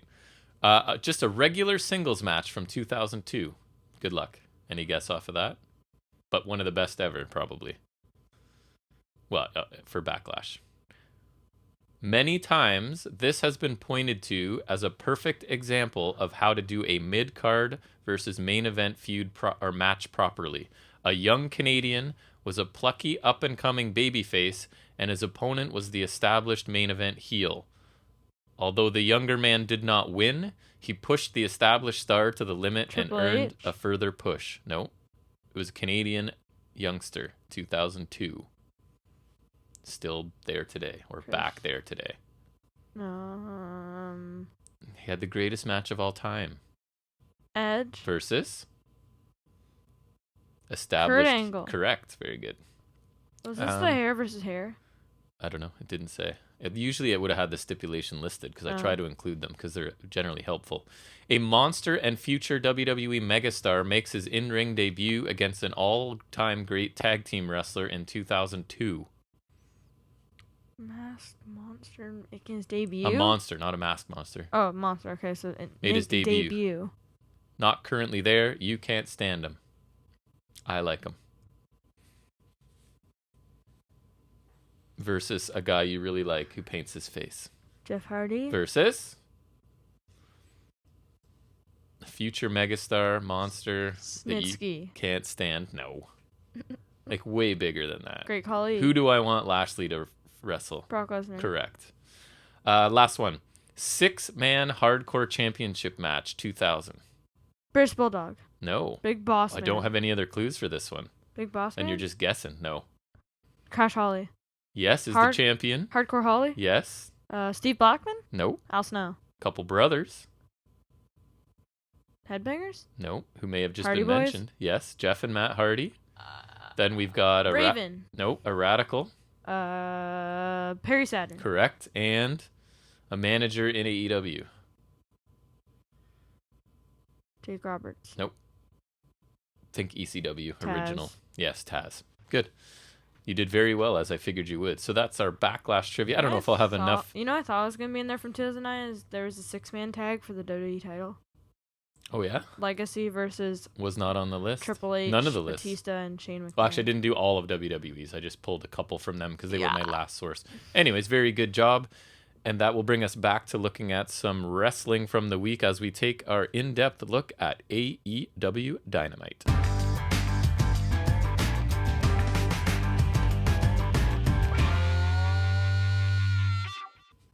All right.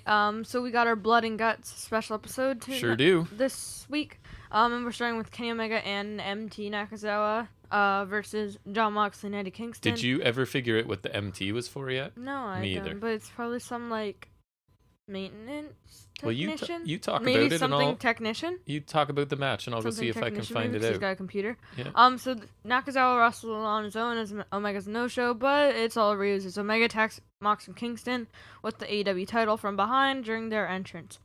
MT and Kingston start the match. Omega tags in shortly after, punches, and then MT tags back in, or Nakazawa. Corner attacks by the heels. Mox saves Kingston from a double suplex.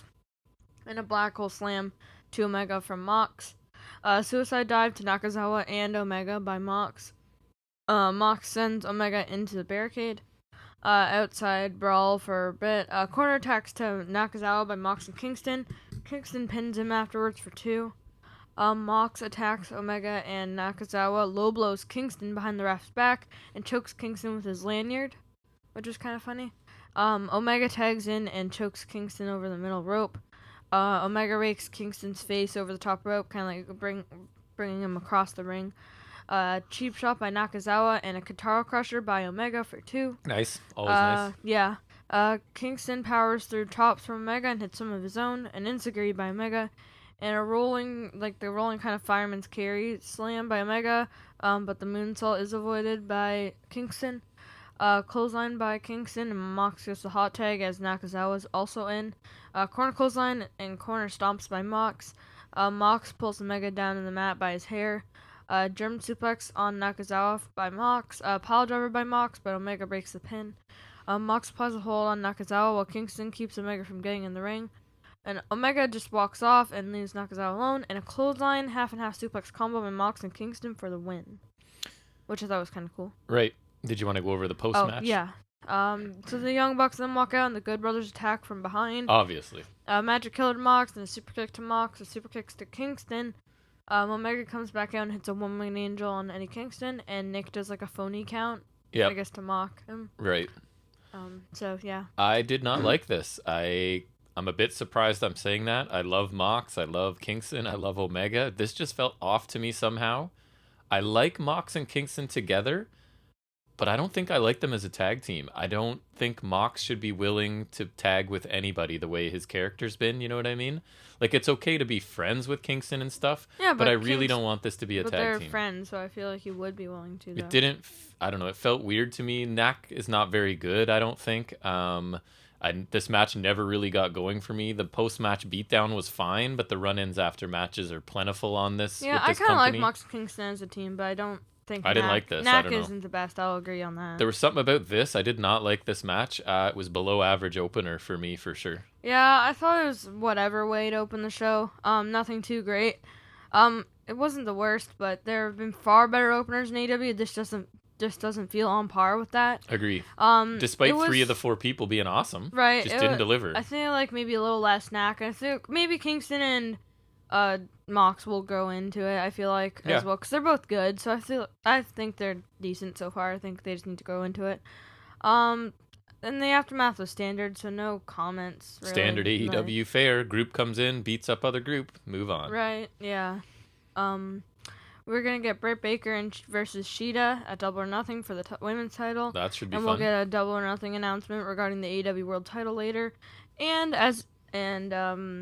So you're complaining about the opener, but as if things couldn't get worse, QT Marshall versus Cody Rhodes, and you just tried my booster juice. It's a bit tart. I kind of like it, yeah, but I can see why you don't. It's not no, I don't hate it. Your mom thought it was sweet. I don't think it's sweet. I didn't think it was sweet either. It's more tart. So it's just like it's tart. I feel like it's not bad, but after a lot of tart, it's just like gets to be much. Anyways, sorry, people. Cody immediately attacks as the match starts, because Cody's the big valiant babyface. Oh my God, he's such a babyface. Oh yeah, no, I'll get into that. I will get into that. Stalling gourdbuster drop by Cody. Ref takes away weight belt from Cody because he's a great babyface. He's gonna use a foreign object. And QT whips Cody with QT's own weight belt, so that's fun. Sunset flip for 2 by Cody. Corner strikes are traded. Eye gouge by Cody, the world's greatest babyface. A back rake by Cody, the world's greatest babyface. Yep. A double underhook suplex by QT. Deadlift German suplex by QT, which is pretty cool. Yeah. QT shoves Arn on the outside, who punches him back and then is held back by refs. Strikes by Cody, but a double crossbody collision takes both competitors out.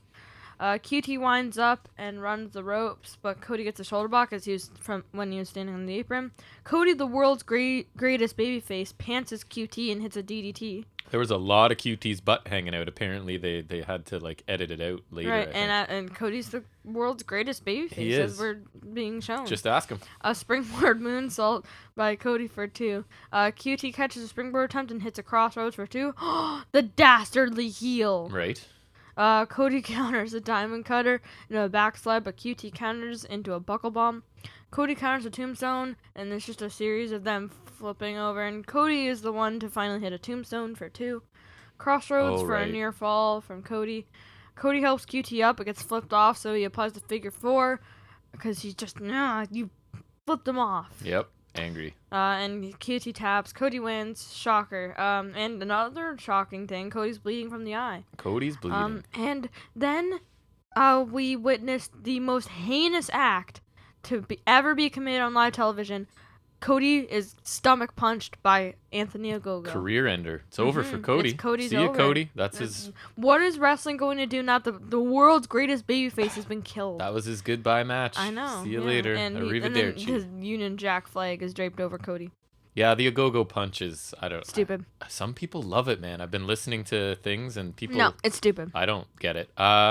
There's nothing wrong with this match. I just don't really care much about it. QT's not on this level to be believable in a match with Cody, right? Even as much as we rip on Cody, he's awesome in the ring mostly, right? So QT's not on that. This is not a match where that would show. And haven't been interested in this build, even though I'm kind of curious about QT and his faction. I didn't think I've agreed with the heel most of the time on this in QT and most of what he's been saying, so that was kind of weird too.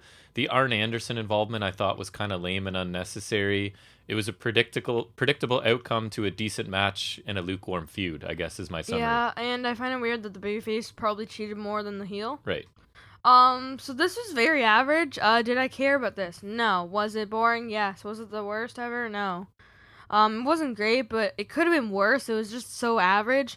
Wasn't bad, but it wasn't to my liking. It's just I could see people who like main roster liking this. Yeah, it was. But I did not. Not a super strong start to the show for me. In my opinion, it was bad, but like objectively, it's not a terrible match, right? That's like, fair, right? You like it less than the average person. Just a bad feud, and also Cody's a bad babyface. When he turns heel, I'm gonna be here for it, right? Like, no, on board. I'm waiting for it, but I don't know. No. So the show to this point, I wasn't thrilled, but it picks up for me next segment at least. Scorpio Sky and Ethan Page get interviewed. Sky says Sting is a mosquito. Agreed. Because I hate mosquitoes. My question was, why is Scorpio Sky wearing Penelope Ford sunglasses, right? Because he was wearing like big, exaggerated sunglasses. I'm teasing a little bit.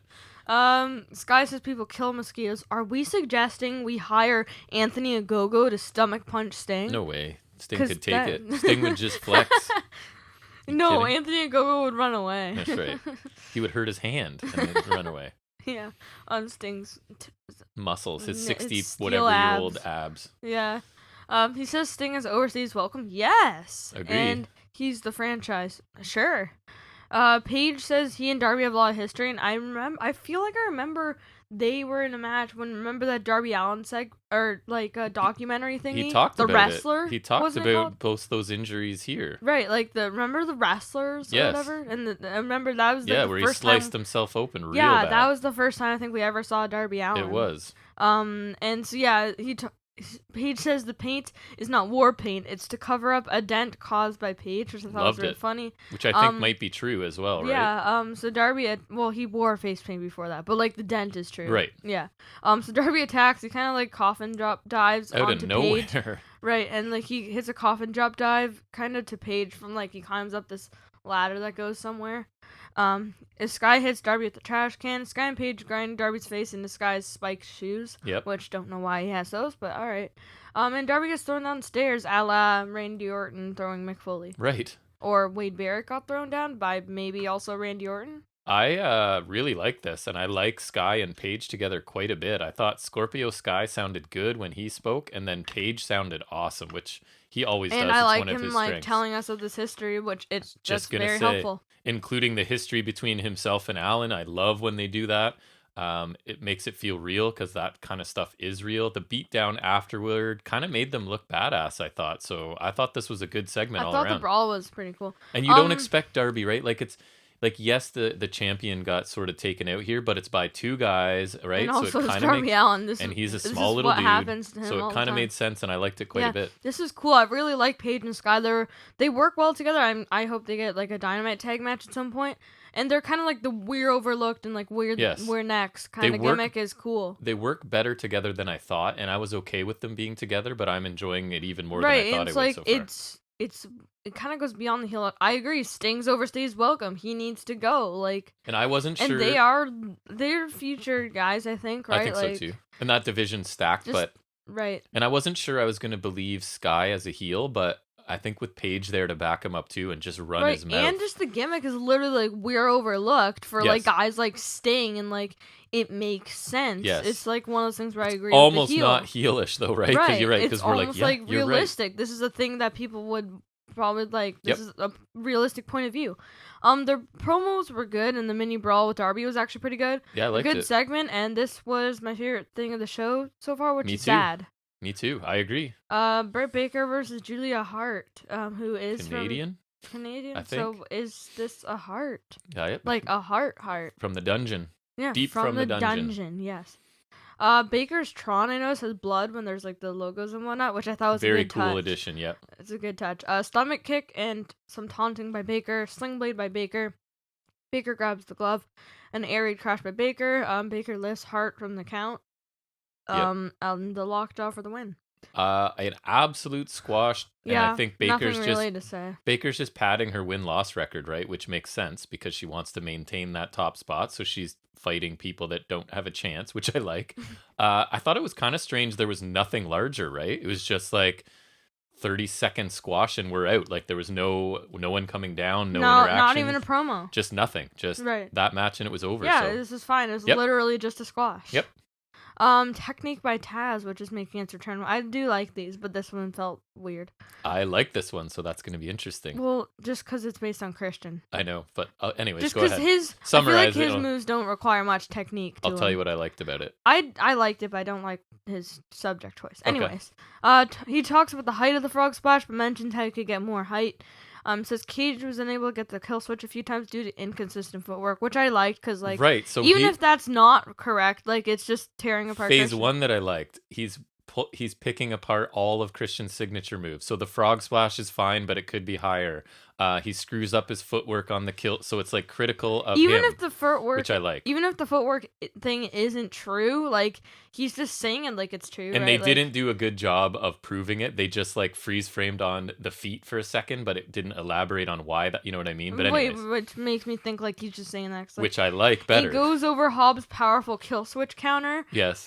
Which is now transitioned to like getting thrown, which I thought was pretty funny. Over and over and over again, right? Yeah. Like, that was pretty funny. And he praises Team Taz. I like these segments, but Cage's moveset isn't the best subject. So it's like, it's not that, there's not much technique to it, but I still liked it. Like, see, I thought this one was good because he wasn't doing what he's supposed to do with it. He's using his technique with Taz segment here to rip apart Christian and put over. True. He also included at the end, near the end, was a drill claw to Paige highlight, even though it had nothing to do with anything, right? Oh, I forgot about that. So I thought that was really cool. It's basically like, most of the time I do this segment seriously, but today I'm going to rip apart Cage and pump up my own guys. That's actually a good point. So I thought it was really funny, actually. I liked it. Because it was like, here's a drill claw to Adam Page. What? Right? Like I would actually think, I think a technique on Page would be interesting. Because, like, talk about the technique. Buckshot, as much as I love that move, that's a terrible technique. So this was like, here's why this guy's technique isn't great. And by the way, my faction guys are amazing. So I thought it was funny. I liked it. Nice. I'm drinking chocolate milk. You are. Next we got a 4-way tag #1 contenders match. I wonder who's gonna win. I think that last week they said it was elimination or something, and it's not now. So yeah, it was a bit confusing. I agree. It's Varsity Blondes, Jurassic Express, SCU, and the Acclaimed. And we stopped what we're doing, and I literally turned the TV up about 3 volume notches for the Acclaimed. So I was saying, doesn't SCU have to win if they split after the next loss? Right. Right. Like, and Caster's rap, like, damn, it was awesome. It was excellent. And the best jab was like a line for the Varsity Blondes about being on Dark Side or something, Dark Side of the Ring. Yep.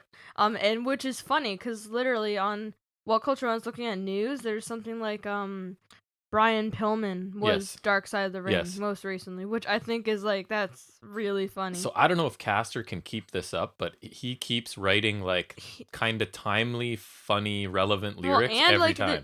He's got 3 teams here, and he got everyone. He got like even sometimes specific people too. Yep. Like, and sometimes I'm like, is his delivery good or not good? I can't quite tell, but I like it. Not being a hip hop guy, but I think he's fantastic. Think he's good. Yeah, I loved awesome.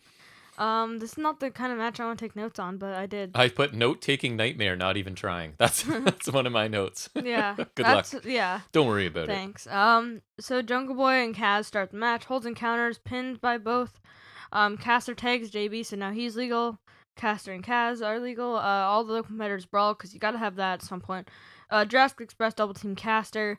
Bowens and Daniels are legal post commercial break. Drop toe hold drop kick by the Acclaimed after Caster tags in, which gets a 2 count. Bowens tags in again, a lot of tagging. Caster hits a back suplex and Bowens covers for 2. Daniels takes control with the heel trip and Luchasaurus tags in. Strike flurry on the Acclaimed. He looked good. And a chokeslam to Pillman by Luchasaurus. And he chokeslams Garrison on to Pillman, which I thought was pretty cool. Looking back, the Varsity Blondes did not get a lot here. That's one of my notes, actually. The Blondes didn't get to do improving. A ton. Yeah. I was actually saying, like, I didn't really love them, but they're improving. I thought they were the one team that didn't get to show much in this match. But this match, well, I'll talk about it in a second, but Luchasaurus chokeslams Kaz onto Varsity Blondes, like, to the outside. Tail whip kick to Caster and a kick to Bowens. DVD to Bowens by Lucha, and then Jungle Boy hits Burning Hammer to Caster on Bowens. Yeah, that was cool. For 2. Luchasaurus gets low bridge by Kaz. Pillman tags in and hits a flying clothesline for a 2 to Jungle Boy. Oh, there he is. There he goes. Rebound lariat by Jungle Boy. Flatliner to Luchasaurus from the apron by Daniels. Kaz tags in off a Jungle Boy. Lariat to Jungle Boy by Kaz after a missed dive. Roll up on Kaz for near fall by Pillman. And a BME tombstone pile driver thingy by SCU for the win. An SCU win. Thoughts? It was shorter than I expected, but fun while it lasted. And I think that and Varsity Blonde's not getting a lot of offense is a tribute to this was just a way to, even though SU's already ranked number 1, just to get them to that match where either they're gone or they win the titles. And I feel like we haven't the seen them wrestle as a team in a while. I don't know. Right. Could be so I think this was just a formality just to get SCU to the Bucks. So yeah, I feel like that's why. The Blondes didn't get a ton. Everybody else looked good. I thought Jungle Boy and Luchasaurus looked really good. They almost always do, right? Fun match. Felt kind of like almost half a match to me. And if they would have said, we're not doing Cody QT to give this match an extra 5 or 6 minutes, I would have been totally fine with that. But it was fun while it lasted. Or even the opener could have been done without. Fun while it lasted, but I felt like it was, like you said, it was there to serve a purpose, and it did, and that was to just get SCU on the radar. SCU are already ranked. It's just a reminder, right? And they deserve a shot. I think it should have been SCU lost this match. Oh wait, no, because then they're done. No, well, yeah, but I was gonna say so that they could be ranked number 5 and then get a shot. Right. But then they'd be dead. Right. So no, we just need everyone else to win to boot SCU to number 5, and then we get them the title shot. There you and go. Then that's how it works. Right. Wait, yeah. What did you think of the match? I was gonna say, did I say anything yet or no, you did not. So I thought it was a good match. Yeah, there's good action. I was expecting a little longer and maybe a little better. I would have rather Jurassic Express, even though I knew SCU was gonna win here. SCU versus the Bucks should be good, I think, but Jurassic Express would be much better. Result aside, still a good match. Best so far. I was expecting more. I was looking forward to this match. I didn't quite get what I wanted, but it was still fun. Mox versus Nagata package. Because they'll be facing off next week. The package goes over Mox's defense of the IWGP US title and his title win. Nagata calls Mox a little punk. Mox does not appreciate that because he invited Nagata to Dynamite, and he says no matter how long you've been in the business, you can always learn something. He says he's gonna choke out Nagata and wonders when Nagata will finally stay down. He says he has no respect once the bell rings. I thought this was a decent package. Never seen Nagata, even though I know he's like a legend or whatever. Yeah, I've seen him a bunch. So I'm interested at least. I thought this was really good. I liked the whole Mox going like, I tried to be respectful to you, but you called me a punk, so now screw it. All bets are off. I'm gonna insult you. I'm gonna kill you. Whatever. I thought he was really good here, and I liked the use of the highlights of New Japan, right, showing Nagata doing stuff, so you sort of get the idea of what he can do, even though he is quite old at this point. I thought this was a pretty awesome promo. Yep. Standard, like, when is Mox's promos not awesome, right? This was really good. So I like the next one better, which was the world title and Double or Nothing announcement. Right. And so Kenny Omega joins Tony Schiavone for the announcement. Omega wears the AEW title, and I thought this was really funny. While Nakazawa is carrying the AAA title and the 2 Impact titles. And I thought maybe that's like the cycle of abuse. Like, you abandon him in the ring to get killed by these people. Now you're like, yeah, buddy, but you can carry out 3 of my 4 belts for me, right? Like, it's to make up for abandoning him earlier, probably. Right. So Omega hypes Blood and Guts a bit, and he says he's been busy, and he shows off all his gold, gets Knack to, show off the belts and whatnot. Yes. Yeah, move into the camera shot, show him all the gold, etc. So he's praying for Hangman, which I don't know if I wrote that right. I don't know. It sounds weird. Omega says he doesn't want to be here, wants to hear the announcement. Schiavone says the top 2 contenders, and they'll face off next week, which is Orange Cassidy and Pac, and I guess 1 loss, Paige is magically gone. Right. But that's almost genius, right? Because Omega's not losing yet. No, they need to push pause on that for sure. Like we said, so right? That's what it felt like. So I think this is almost smart. I think so too. I don't disagree. So yeah, and Omega reminds us of his history with Pac. And so the big parts of that was, Omega and Mox are supposed to face off at the first All Out, but Mox couldn't make it for some reason. I can't remember. Me either. And so Pac was his replacement after Pac was supposed to face Hangman at the first Double or Nothing, but there's some creative dispute. And then they also had an Iron Man match on Dynamite, remember? Right. Yep. So yeah, but they have had some history, which I kind of forgot. And so that leads me to believe it will not be Pac this time around. And plus Omega's based like on hyping this up segment. Pac as like a star, right? And Omega says Shivani should just announce Omega versus Pac, but Shivani says it's Pac or Cassie. And then Omega says Pac or who? And then he laughs and mocks Cassie, implying he's a joke, and Pac is actually legit. Omega says he sees people with hands in their pockets everywhere he goes. That made me laugh. And people dressed up as Cassidy, and Cassidy's a feel-good wrestler. He says people like Cassidy because they can be like him, but they can never be like Omega. He says Cassidy isn't championship material, and Omega talks about how Cassidy ripped off his sunglasses look, which I thought was kind of funny as well. Omega and Cassidy, Omega says Cassidy took up his time, so he's taking his glasses and puts them on Nakazawa, and says they look better on Nak, and Nak looks like more of a champion, which I thought was a pretty good insult, because it's Nakazawa. Well, and he's holding 3 belts, too. Yeah. And Omega says he'll maybe see Cassidy in maybe 10 years, whenever, and talk about whatever. Right. Thoughts? I thought it was far too long, and I thought Omega was rambling a bit. He did have some good lines in there. It felt like they were filling time here. I honestly felt this was reminiscent of like the WrestleMania rain delay. Like they felt like they were just like, hey, Kenny, keep going. We need like another 90 seconds, another whatever. It was weird for me. I thought this was strange. Some of it was okay. And I also think it makes it obvious that Orange Cassidy is winning, right? Because Kenny is basically not even acknowledging him and whatever. So it wasn't my favorite. Omega had some good lines, but I thought it was a rambly time filler. I liked it. It was a little on the long side, but Omega, I think he was good ripping on Cassidy. Either way, next week, I'm happy. And Omega versus Pac had some great matches in the beginning of AEW. And Omega versus Cassidy sounds great as well, so I'm fine. I would way rather see Omega Pac again, but they're both kind of okay heels with Cassidy, right now. yeah. So, Pac's the tweener, but I think we all know who's gonna win. Given that Cassidy was involved in the segment and Pac was not and mentioned only like a little bit, I'm assuming Cassidy will win. Also, because he's a face and face versus heel works better. I think Omega was good. He might have rambled a bit, but I think it was good. I liked it. Yep. So Miro cuts a promo. Miro says he reminded people nobody will stop him. Miro pulls out a contract and he says he'll face Darby Allin next week. Miro says he wants Darby to show up whether he's healthy or not because it does not matter to him. It does not matter to Darby either, which I thought was a good line. Me too. And then this was a good line to finish it off. Miro says next week it's the man who doesn't mind dying versus the man who doesn't mind killing him. I like that line as well. I felt, again, because it was the same, Tony just stayed in the same spot, right? And then Miro walked out. So I'm like, is this a rain delay? I don't see any rain, but this feels exactly like WrestleMania.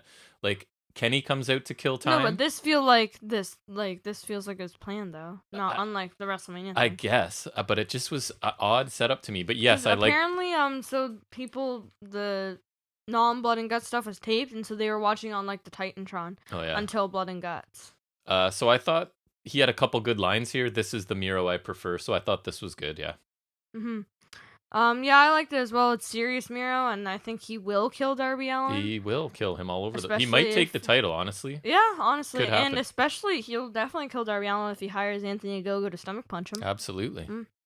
So we'll get Orange Cassidy versus Pac next week.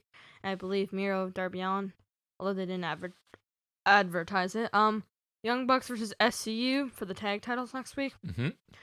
Jade Cargill interview next week. Okay. Cody just double or nothing announcement next week because he's got to get a big ol' announcement. And he'll have his full 10-minute entrance to make an announcement. Right, and then 50-minute segment. Yep, it'll be great. Half the show.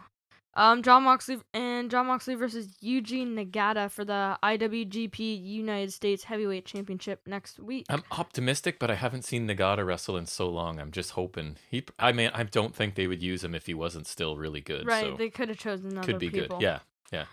So next we get the Inner Circle versus the Pinnacle Blood and Guts, aka War Games with no pinfalls. Yep. And also a roof. Yep. And it's a big Which cage. would come into play. Yeah. And it's just basically War Games with no pinfalls and a bigger cage. Yep. And 2-minute intervals, right? Right. So 2 men will start after 2 minutes, or after 5 minutes the third man enters, and then after that every 2 minutes a new man enters. Right. So 5-minute interview, or 5 minutes for the first bit, and then 2-minute intervals. Right? Yes, intervals? Yes. Okay. And so the Pinnacle has the advantage, so they'll get the first man. And the match can only end when all the competitors have entered the cage, and only by submission or surrender. And referees will be stationed around the cage, one on each side. Right. So the Pinnacle have the advantage. They're wearing white, which I thought was pretty cool. Yes. Looked very nice. And Powerful are wearing face paint a la, I think it was Slammiversary 2018. They look awesome. It looks awesome. Guevara had like a botch at one point. It was like a springboard thing, I think. Yes, he did. But I like the choice of the first two guys in to start. Which is Guevara and Harwood. Right. So it started with Sammy jumping over from the right ring and over the top into the left ring, and he was on fire to start. The crowd was loud, and Dax hit a spine buster followed by a pin attempt. Which is weird because there are no pins in the match. Yeah, he just couldn't. I guess there's just like they're used to, I guess, right? So. And he made it like part of the. I don't know if he did it on purpose, but he definitely saved it after by like looking around, like, oh yeah, that's, you know what I mean, like. Right. So yeah, it made. They kind of saved it, I think. I don't know if it was on purpose. Sammy sent Harwood into the 3 turnbuckles, and then he was like doing like the Matt Hardy thing. Yes, down where he just keeps right. Yep. And then he sent him in the steel ring post that had a camera on the top. Sammy and Harwood battle on the top rope, which was pretty cool. Yeah. And Sammy punched Harwood enough to knock him down, and then there was a bit of room on the ring apron, for wrestlers to walk on it. Sammy whipped Harwood in the cage repeatedly, and Harwood is the first one to bleed. And he did a springboard off the top rope of both rings and hit a cutter on Harwood, which is pretty cool. Yes. Shawn Spears for the Pinnacle was the next man enter. Of course, he had a steel chair. I thought those first 5 minutes were awesome. Sorry to interrupt you. Like, really hot start, I thought. Mm-hmm. Also, credit to TJR for this, because I just wanted to watch this, so... Yes, we borrowed some his notes, so thanks, John. Thanks to him again. Sammy was ready, though, but Spears hit him with a spine buster. Jeez, another... like spine buster right away. Mm-hmm. Harwood's face, he's bleeding heavily already. Very heavily. Not as hard as Cash Wheeler would, though. No. Sammy tried to fight off both, but when he turned around, he got hit with a big chair shot to the head, which sounded brutal. Yeah, I didn't love some of these chair shots to the head. Did not look really protected either, right? So not a huge fan of that, but anyways. So the Inner Circle second man was Ortiz. And he threw a chair at Spears, and which I always find funny. Yeah, he threw a couple chairs there. Yeah, it's just like he comes in, he's just like yeet. It's effective for sure. Yes, it's always amusing to me. I don't know why, and that's the kind of thing where they can get their hands up, right? Yes, so. Yeah. And he hits a clothesline on Harwood. Ortiz hits Harwood with a chair to the back. And he hits a chair to the jaw of Spears, and Ortiz tosses a chair at Harwood. So there you go again. Spears and Guevara fought on the top rope. So then Ortiz throws a chair at Spears, and then which follows with Sammy hitting a Spanish Fly, which is the real C4 Spears. All right. Yeah, it was very cool. Which looked awesome. Sammy went for a springboard move, but he collapsed and hit the Matt Hart, which is the botch I mentioned. Yes, he fell awkwardly here. That was odd, and then now he was bleeding, so second bloody guy already. Yep. Pinnacle's third entrant was Cash Wheeler, who hit Ortiz with the clothesline and taxed him. He was on fire like right away, just like he's so fast. He was almost going too fast. It looked like he was barely hitting, like right. He's really just quick. Like near him. Spears, FTR hit an assisted brainbuster, on Ortiz, got a little head. Spears tossed Sammy in the cage, body first. Ortiz was sent down to the side of the ring and went down to the floor, like in between. There's like a couple foot gap between the fence or the cage and the ring, and he slid down in there. I thought it would be a la Hell in a Cell, but it was not. No, there was enough of a gap to fit a man down there. Right, and like the cage wall is very bendy, so that kind of helped. Otherwise, he wouldn't fit. If it was like more like rigid. Yeah, or like just like the steel, like it went. It's kind of like the trampoline mesh almost. Yeah, it's more like it's just like chain link. And Spears also had Sammy Guevara on the sharpshooter. Inner Circle's third man was Santana, who's also got the face paint, who unloaded on Harwood and Wheeler with punches. Ortiz got back up. Santana hit a power slam and went to a commercial break.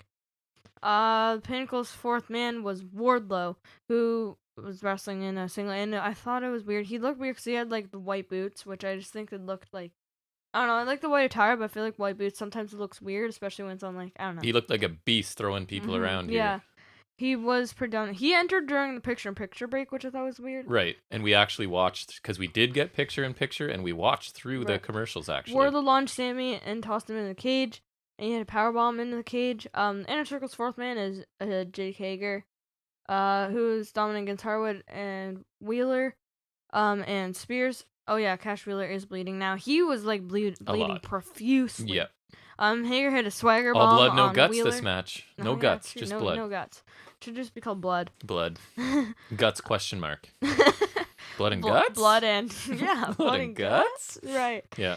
Hager gets the ankle lock on Spears, who tapped out, but you can't end the match right now, so it does not matter. That was a nice touch, though, I thought. Right. Wardlow faced off with Hager, and the fans were pretty into it. They just kind of had a strike exchange there.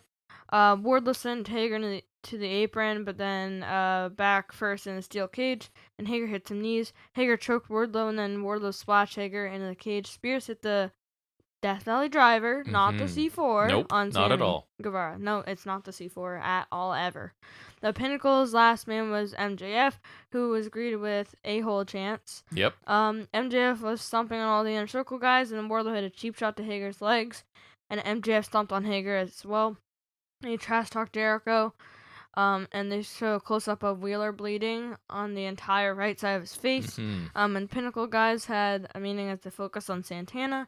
The Inner Circle's leader, Chris Jericho, was entering last, and it's now you can win if you want. Yep. And there were 20 minutes left in the show, right? Yep. Yes. Both teams still on separate sides, as that usually happens a lot. They sort of have matches, a standoff from their own. Because there's 2 rings, so. Yeah. And they charged at each other, and it was pretty cool. It's just like they all kind of, you could do like Wardlow and Hager trying to like jump up because they couldn't really get over. It's like, which is kind of funny. Yep. Jericho whipped MJF into the steel structure, and Jericho clotheslined MJF. Jericho had Floyd the bat, which was weird because I thought he would have came in with the bat. And they didn't make a show of where it came from. Right. I don't even think he just had it, right? He attacked the Pinnacle with it. Right. Spears had to climb the cage to escape, so Jericho choked Spears on the truss that was part of the cage, and they went to a picture-in-picture break. The match returned from the commercial break. There's a portion of the ring where the mat was being pulled to expose the wood, which was FTR's doing. And that led Sammy going to the middle rope and Ortiz Santana hitting a double spike pile driver on both of FTR. Jericho hit a code breaker on MJF, and Sammy hit Spears with a move while Spears hit a turnbuckle in his hands. Ortiz set up Spears upside down, kind of like I think the Tree of Woe, and he put a chair in front of his face, and Sammy Guevara hit a great coast to coast with the chair in front of Spears' face, which was awesome. And Guevara actually got the distance there. Jericho that was really nice. Yeah. Jericho had a steel part of the turnbuckle that Spears had unhooked. That is the actual turnbuckle. Yeah, the actual turnbuckle. Yes. And Jericho hit MJF with the steel of the face, and Santana pulled out a fork, which I think that... Abdullah the Butcher. Right, yep. And MJF is now bleeding from the forehead, and Santana jabbed MJF in the head with the fork, and now he's bleeding all over his head. Yes. More blood, no guts. No guts. Oh, too bad Ethan Page and Karate Man weren't in this match, because that match had guts. It did have guts. Oh my god, I forgot about that. Jericho choked Wardlow with his baseball bat. It looked like, sorry, never mind. Wheeler was getting his face raked against the cage. Hager held MJF, and Jericho punched MJF to knock him down. Wardlow got back into his punches. He lifted up Sammy with a slam and then a power slam to Hager. Wardlow's getting attacked with chair shots, and Hager charged up Wardlow, who stumbled with Hager for whatever they were going for. And Sammy hit Wardlow with a stiff chair shot to the head. And during the break, they managed to get the door open, and Jeff climbed the roof, and Jericho would later follow. Jericho played the walls of Jericho on top of the cage, back from commercial break, and MJF looked like he was going to tap, but MJF swung his right hand back, and he got like a low blow to get out, which I thought was pretty cool. And that led MJF pulling on the left arm and getting the Salt of the Earth Fujiwara armbar on the top, and Jericho, and then MJF stomped in Jericho's left hand. They weren't showing anything in the ring as it was they focused on the roof. It was kind of like this guy standing underneath waiting. Right, the thing I mentioned from Hell in a Cell 2018, where like the guys are battling on the side, and so Strowman and Reigns are just laying just in the hanging ring. out. Right. I assume it's just basic brawling. I didn't really remember. I think so too. And after some arm targeting, MJF reapplied the Salt of the Earth. A bloody MJF was booed as heavily as the camera focused on him. MJF put on his dynamite ring. He punched Jericho in the face, who's now bleeding. MJF looked down on the side of the cage as Jericho went back up, and MJF set Jericho on the other side, and he threatened to throw Jericho off if the Inner Circle doesn't surrender, and Sammy said they surrender, which gave the Pinnacle the win. And after the match, MJF shoved Jericho off the cage anyway through a crash pad. The safest bump ever, right? I think. Well, I really liked the first half of this match as each person was entering was my favorite part because they would go on fire, do a bunch of cool stuff. Once everybody got in the ring, I thought it kind of fell apart for me. There were some cool spots, but it seemed to break down at times just in the attempts to do so much in this match. All of the stuff on top of the cage was a miss for me, as was the throw off the top of it. So this is two major like stipulation matches in a row where the end has been sort of anticlimactic, right? With exploding whatever that didn't explode. Right. And I thought this was kind of anticlimactic. I had fun watching it for the most part, but like compared to Stadium Stampede, the Parking Lot Brawl, and Baker Rosa, I'm just thinking AEW matches. I like those three much better than this. It was a vicious, bloody, entertaining match. Not gutty, though. But it wasn't what I was hoping for. I was really looking forward to this, and I think the whole stuff on top was too much of the match and not very interesting. My favorite was honestly just as every guy was coming in and going on a roll. That was my favorite part, and then it was sort of... Yeah, I would agree. It dragged, it sort of limped to the finish line, I guess, for me. What did you think? I thought it was really good. As expected, there was a lot of bloodshed, but that was fine. And not as expected, there was no gut shed. No, and again, you generally enjoy weapons matches and stuff like that more than I do, so I'm not surprised. But yeah, I agree. I think AEW is pretty good at those though. Yeah. But anyways, there were some good spots, and Violence is not in short supply. I think they did good. I think the first half, I agree, was better. Guevara had some cool spots like a Spanish fly and coast to coast. He did some pretty sweet stuff. And there's the one part where Wardlow just took a beating from the entire Inner Circle, which was cool. Yes. Because he got beat real good. And it makes him look strong because they all had to decide, like, the only chance we have is all of us taking this monster out, right? Everyone got a pretty good showing, I think. And while the finishing sequence was a little tame and should have been more than just submissions on the top of the cage, as you mentioned. Right. It was the only, like, major lull in the match, in my opinion. Because, yes, it did kind of slow down, like you said, towards the end. But I think it was still, there was good action. Yep. That was the only lull in my opinion. Overall, I thought this was really good, and they also did a pretty good job of adapting a match like this to TV, because it is basically War Games, right? Yes. So I think they did a good job of adapting like a big match like this to TV with all the ad breaks and whatnot. I thought this was good and lived up to the hype as much as it could. It was a little overhyped, to be fair, in my opinion. Thoughts on the show overall? Yes. Decent show, under-delivered for me. Opener didn't work for me, as I said. It just felt off. Mox as a tag wrestler, I'm not ready for. QT Cody was fine, but didn't interest me. Tag Eliminator was fun, but it felt cut short, which is odd because the Omega Miro promos later felt like they were sort of filling time, so I'm kind of a bit confused. Brit Smash was a simple squash. Loved the segment with Paige and Scorpio Sky. Liked the Taz, whatever he's calling that. Technique with Taz technique by was Taz. Pretty good, but I'm maybe a bit hard on this show. I'm only giving it a C+ this week. Really? It was hyped so much, and I just thought it was okay. And normally AEW, like, the opener's a banger, so I'm just like in a good mood to start. But this was like an opener I didn't like, followed by Cody and QT that I didn't really like. I was really looking forward to the show, especially the main event and the Eliminator. And when the show was over, I was just kind of disappointed. So maybe I'm being a bit harsh. A B- might be fair, but just for the sake of drama, I'm gonna go C+ this week. Just for the sake of drama. So the opening match was meh, and it furthers a good storyline at least, but as a match segment, not really a fan. Right. QT versus Cody, however, was not entertaining in the slightest. It's not a good storyline / feud. If you like that match, good for you, but I did not. It was my least favorite thing. Sky and Paige cut a good promo, and their thing with Darby was good as well. Baker Squash was standard. Taz's technique segment was good and was funny. Now that you said your thing, I think that was a good point. Yeah. Four-way tag was good, but a little short. And I was expecting and hoping for a little better, but it was good enough for what it was. Mox and Nagata package was fine, and I enjoyed Omega's promo more than you did. Especially when Cassie came out, because I think Omega had some good insults towards him. And I don't care who faces Omega, because either way, I think it'll be a good match. Mm-hmm. Miro's short promo was good too. Him versus Darby will be good. Yeah, but we all know how that's going to go. Not even talking about the result, because I think that could go either way, but we know how the match itself will absolutely. Towards the Blood and Guts was great. And it was pretty much what I was expecting. Good. I'm glad you liked it. Towards the end, it slowed down a bit, but as a whole, I liked it. I chuckled a few times, especially when people were getting chairs thrown at them. Yeah. So I always find that kind of funny. It did look good. I think overall the show was good. I think they've had better TV specials for sure, but I think it was good. The things I didn't really like were just the opener and the QT opener to follow the opener. Right.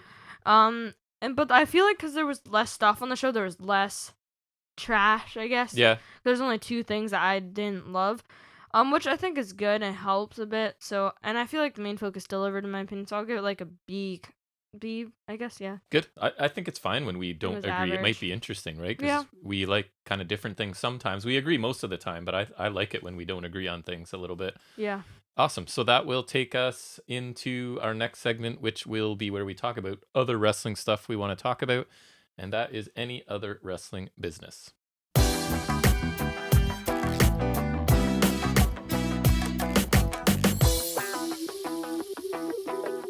So I think we're going to start out with my NXT from this week. Impact. Or sorry, NXT. What am I talking about? I did talk about ROH on Monday. The only thing I'll say here is Flamita Bandito, the opening match, I thought was fantastic. So people could go out of their way to check that out. That review is up wherever you're listening to this. The one from Monday will be there as well. So let's talk about some Impact Wrestling. I've really enjoyed the last couple weeks, right? I think, did I even give it an A- last week, I feel like? Maybe. I think so. It's been strong the last couple weeks. So this show starts with a recap of last week, focusing on the whole Will Omega show up in time storyline, as well as the 6-way qualifying matches that were a thread throughout that show, as well as Sammy confronting Callis and possibly challenging Omega. Excuse me. I thought this package was really well done. I liked it because it reminded me of what I watched last week, and I watch a lot of different wrestling, so a little reminder in a slickly produced package is always welcome for me. So the opening match is Chris Sabin with James Storm accompanying him versus Rhino, with Violent by Design, including Eric Young walking very gingerly. I think he may have had surgery now on his knee, probably, in a 6-way qualifying match. And Sabin wins the match when he avoids the gore and catches Rhino with a Mahi straw cradle. Throughout the match, Violent by Design were sort of trying to interfere. They tripped Sabin at one point, put a thumb in his eye at another. The match was basically Sabin in control with some pretty good looking offense, interference from Violence by Design, and then slow plodding offense from Rhino. And it was kind of repeat that sort of formula. And then a pinfall. I thought it was a decent opener, nothing special. And so we have Sabin, Bay, Callahan, and Cardona are the first 4 to be qualified for the 6-way match for the number 1 contender so far. Brian Myers is backstage and he's angry that he had to face someone he had just beaten to get into the 6-way, and that kind of makes sense, right? He's saying, I've beaten Cardona already, and then you put me in another match with Cardona to qualify, and he did end up losing that. So he's mad. He's about to flip over a table, and Rosemary is sort of magically sitting on top of it, tells him that he doesn't want to do that. Rosemary starts using some tarot cards to explain something to Myers. He calls it all bullcrap and then gets run over out of nowhere by Black Taurus as Crazy Steve laughs.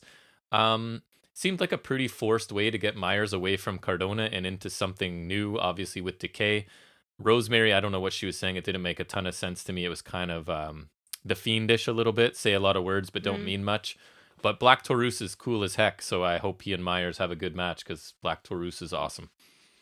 Don Callis, Kenny Omega, and the Good Brothers are backstage talking about taking everyone out last week. They point out that the Good Brothers have been partying too much lately and not winning enough. Kenny talks about being from a place where wins and losses matter, and that the Good Brothers need to get back on track. Kenny will be their coach and will watch over them tonight as we get you ready for this? We're going to get a singles match with Gallows. Yay! Gallows versus Juice Robinson later tonight. It's your dream. So, excuse me, they're going back in this direction. Remember I was telling you, they seemed weeks ago where Kenny was unhappy with the Good Brothers for not having the belts anymore. Then they sort of dropped that. They seem to be coming back to it after they're done with the whole Rich Swann thing and Kenny's got all of his belts now. And I have no problem with that. Kenny wants to surround himself with the best, right? And so he's arrogant and he's sure his presence will be all the difference Gallows needs, right? He's going to help them out. Then we can get Susan with Kimberly versus Taylor Wilde, who's Canadian. I think I'd forgotten that. Did you know that? No. I forgot. So Taylor Wilde's theme, again, it might be worse than the Good Brothers and Eddie Edwards. If you haven't checked it out, put that on your to-do list today, Jackson, so you listen to it, so you know what I'm talking about. It's bad, I think. Tenille and Caleb come down to watch a couple minutes into this match. Wilde hit a German, then a Hurricane Rana from the apron to the floor with a bit of an awkward landing. The finish comes when Kimber tries to attack Wilde outside the ring, but Caleb stops her. On the other side of the ring, while the ref is distracted, Dashwood hits Susan with a neck breaker into the ropes. Wilde doesn't notice this. She hits a German with the bridge and pins Susan without knowing Tenille helped her at all. Tenille, I thought this was funny. She jumps in the ring to celebrate, and she even gets the ref to raise her hand as they're raising Wilde's, which I thought was pretty funny. The match itself was nothing and just a way to get Wilde a win to further this story with Tenille trying to force her way into a tag team with Wilde. Again, I don't quite know why she wants to do that, but I enjoyed Dashwood's antics here. The rest of it was nothing special, really. Deonna is asked by Gia backstage why she hasn't been around to support Kimberly and Susan. When they have to deal with Taylor Wilde. The idea, I think, is that Deonna is afraid of Taylor or something. Feels like Omega treating Nash. Exactly. And Cutler. Very similar. Deonna resents the implication that she is avoiding Wilde and says that Lee and Susan have to earn the right to have Deonna accompany them. Rosemary and Decay interrupt, and Gia gets scared of Rosemary and leaves. Rosemary calls Deonna a coward, and Deonna turns to leave, but runs into Havoc. Havoc says she sees a champion with no challengers. Deonna agrees and says she's a fighting champion. She nervously says she'll find Scott D'Amore and get him to make a match between Havoc and Rosemary for the number one contender.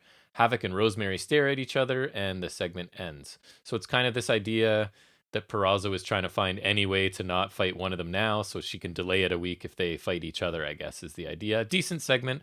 Purrazzo's always strong in these segments. And I guess she needs a stopover opponent, right? While they probably build to Taylor Wilde, it looks like, against Purrazzo, which I'm not sure I'm interested in.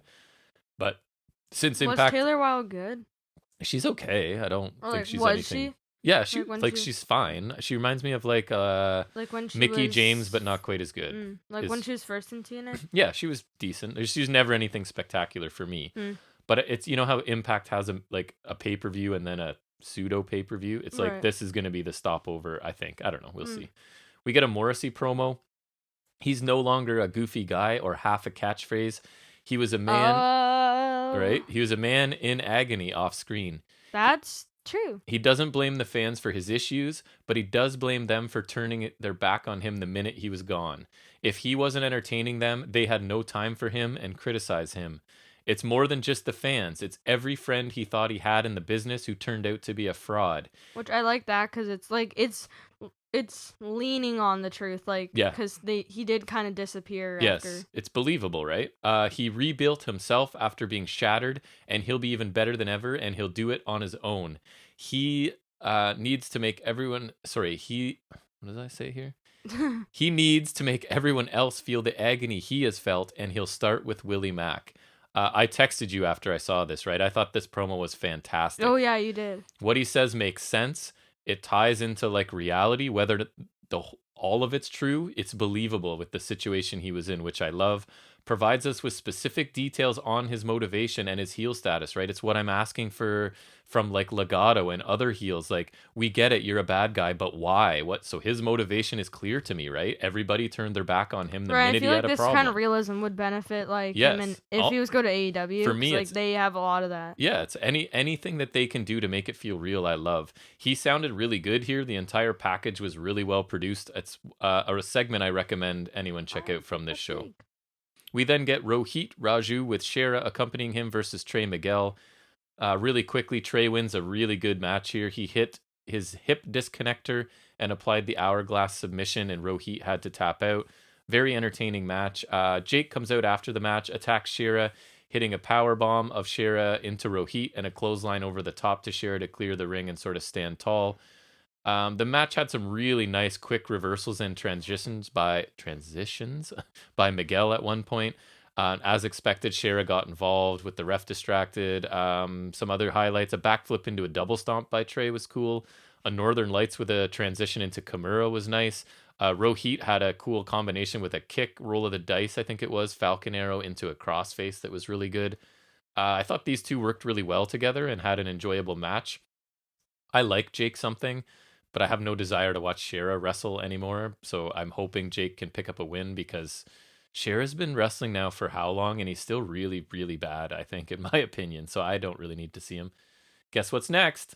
What's my Swingers favorite? Palace. Correct. Swingers Palace. Alicia loses all her money and Bravo wants to kick her out.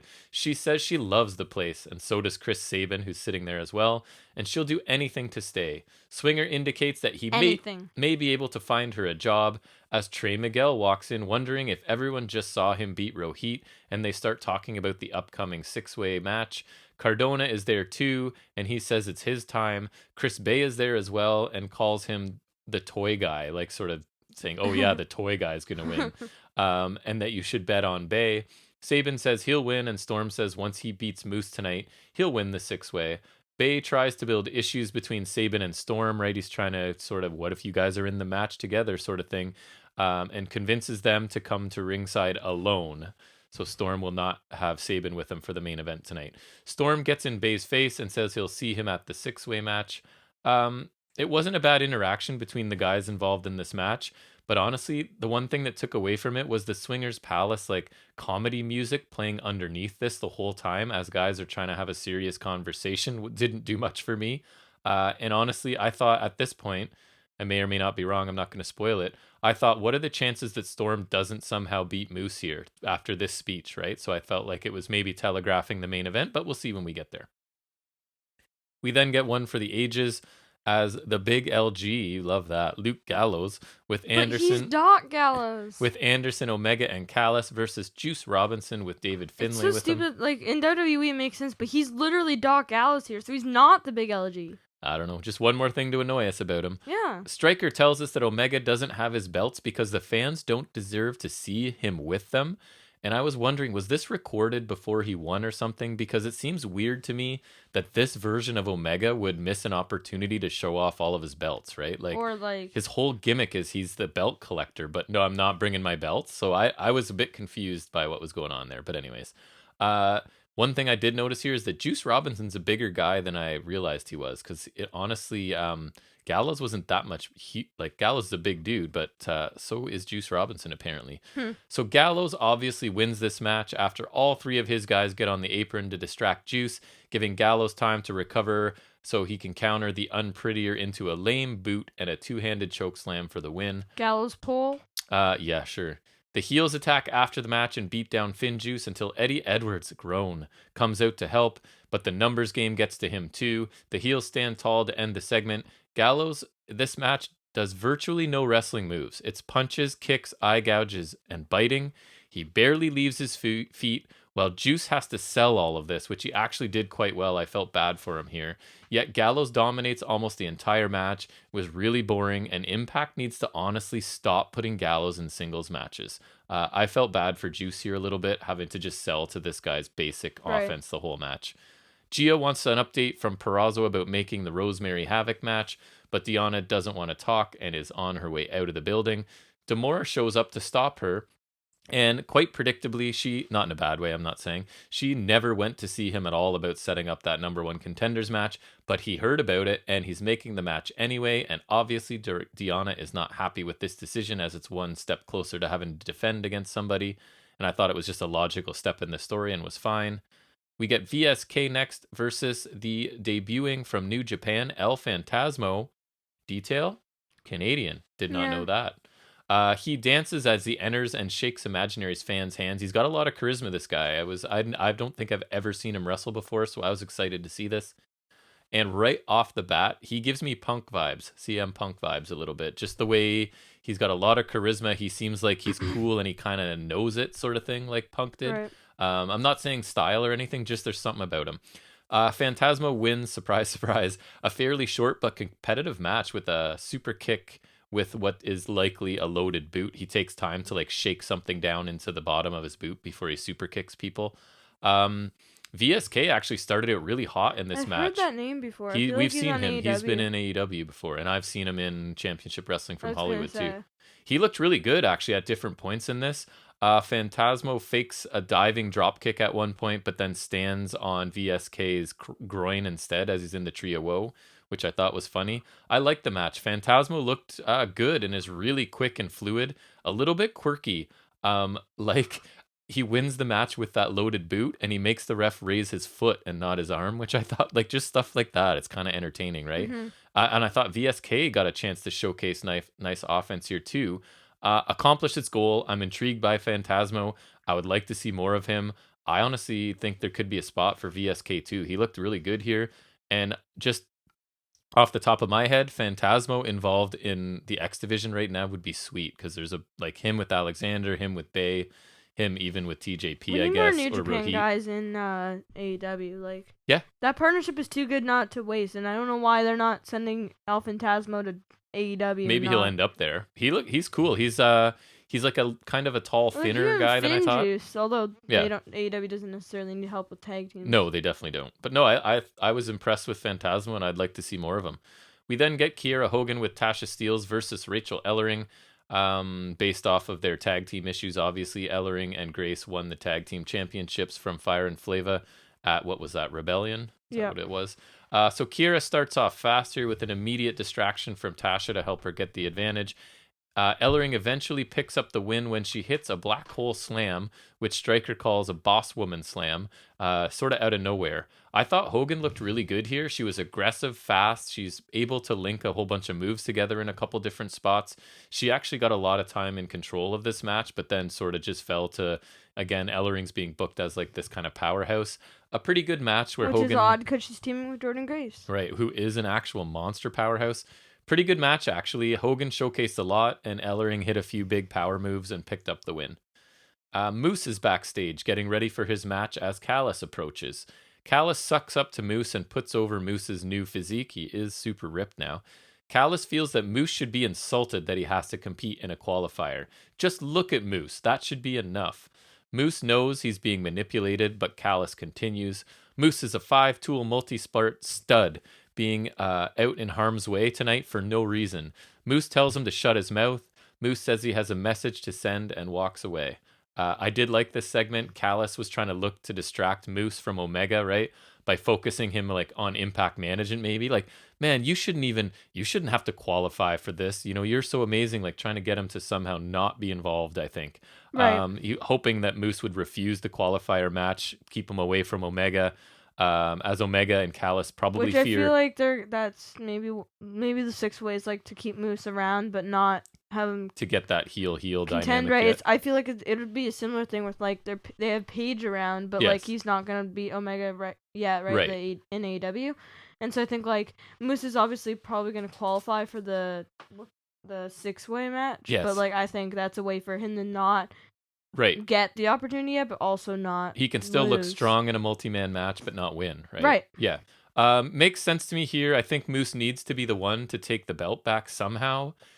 But it is weird because it's a heel versus heel dynamic so far. But he's one of the more believable people that I could take out Omega. Maybe this is just the beginning of them finding a way to set that up somehow. But I thought it was fine. Kiera Hogan is backstage ranting about getting the belts back despite slipping up and losing to the missing ingredient, which is what they're calling Ellering. Ellering and Grace walk up and mock Fire and Flava for failing, even though they got, quote, time to prepare like they asked for.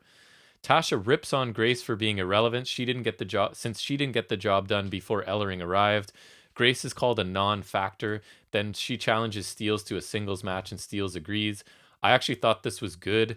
And I don't understand. This is a weird thing in wrestling. It doesn't happen very often. Where the heels are more interesting chasing the belts than they were with the belts. Usually it's the other way around, right? Heels have the belts, babyfaces chase. Remember you said that about Dean Ambrose. When Fire and Flava had the belts, I was really disappointed, but they're back to sort of being their obnoxious, entertaining selves. So I like this a lot better. Happy they're entertaining again. So the main event is a qualifier match, and that is Moose versus James Storm. And again, Storm is coming without Sabin ringside after being sort of talked into that at Swingers Palace. So Moose's entrance is just that of a star, in my opinion. The man just looks like a star. He focused on the right leg of Storm, and it was the bulk of the middle part of this match, and not in a bad way. He's just doing different things to sort of keep attacking the leg. Moose does end up winning the match, so I was wrong about Storm being telegraphed to win. when Storm pleads with the ref not to stop the match due to his leg injury, and he turns right into a spear from Moose for the 3 count. Then we get the knee in the chair stomped by Moose. And Stryker wonders if Sabin could have prevented it if he was there. So maybe it's to start to build tension there, I guess. So Moose's offense can for sure be slow and plodding too. Like, I'm critical of Gallows, but the difference is Moose can and does kick it into high gear at times with bursts of like amazing athleticism that Gallows, no offense, just isn't capable of. And Moose's mannerisms while working in this slow pace make it more believable and make sense. He's just like, I'm bigger and stronger than you. I don't need to like hustle. I can just slowly, methodically kill you, right? He's choosing to work slowly, whereas Gallows, I think, has no choice. So if I sound hypocritical, that's the difference for me. Moose is explosive and does explosive moves every now and then. I enjoyed this match. Moose looked dominant for good stretches. Storm did a good job of playing the injured veteran, just gutting out a leg injury against a monster that keeps attacking it. So sometimes Impact matches lack storytelling, a lot of times because they give these guys like 4 or 5 minutes. But this, they did a good job. It was a story of, I'm going to keep attacking your leg, and Storm's just never giving in sort of thing. Added some to this match, I thought. And just as a side note, they have by far the best piped in crowd in the business. It enhanced this main event match. They did a really good job. Even like strike exchanges and stuff, they had the proper sound effects involved. I thought they'd do a good job of that. Overall, a pretty solid episode of Impact, maybe not quite as strong as last week. The wrestling was pretty good, minus the Gallows match. I liked the main event. Trey Rohit, Hogan Ellering, and El Phantasmo VSK matches were all entertaining. The Morrissey video was probably the highlight of the show for me. I thought it was fantastic. Callis and Peraza were good in their segments, as they always are as well. And yes, there was Swingers Palace, but outside of the lame Alicia part, the rest was just the 6-way competitors cutting promos, so I was fine with that. I gave this show a B+ by Impact standards again. It's been quite entertaining for 3 weeks straight now, and I'm pretty happy about that, because I don't know if there's been in our months of doing this podcast if I've been that happy 3 weeks in a row. You're probably disappointed because you like when I hate it and rip on it. But I like when it's so bad that it's funny for me to...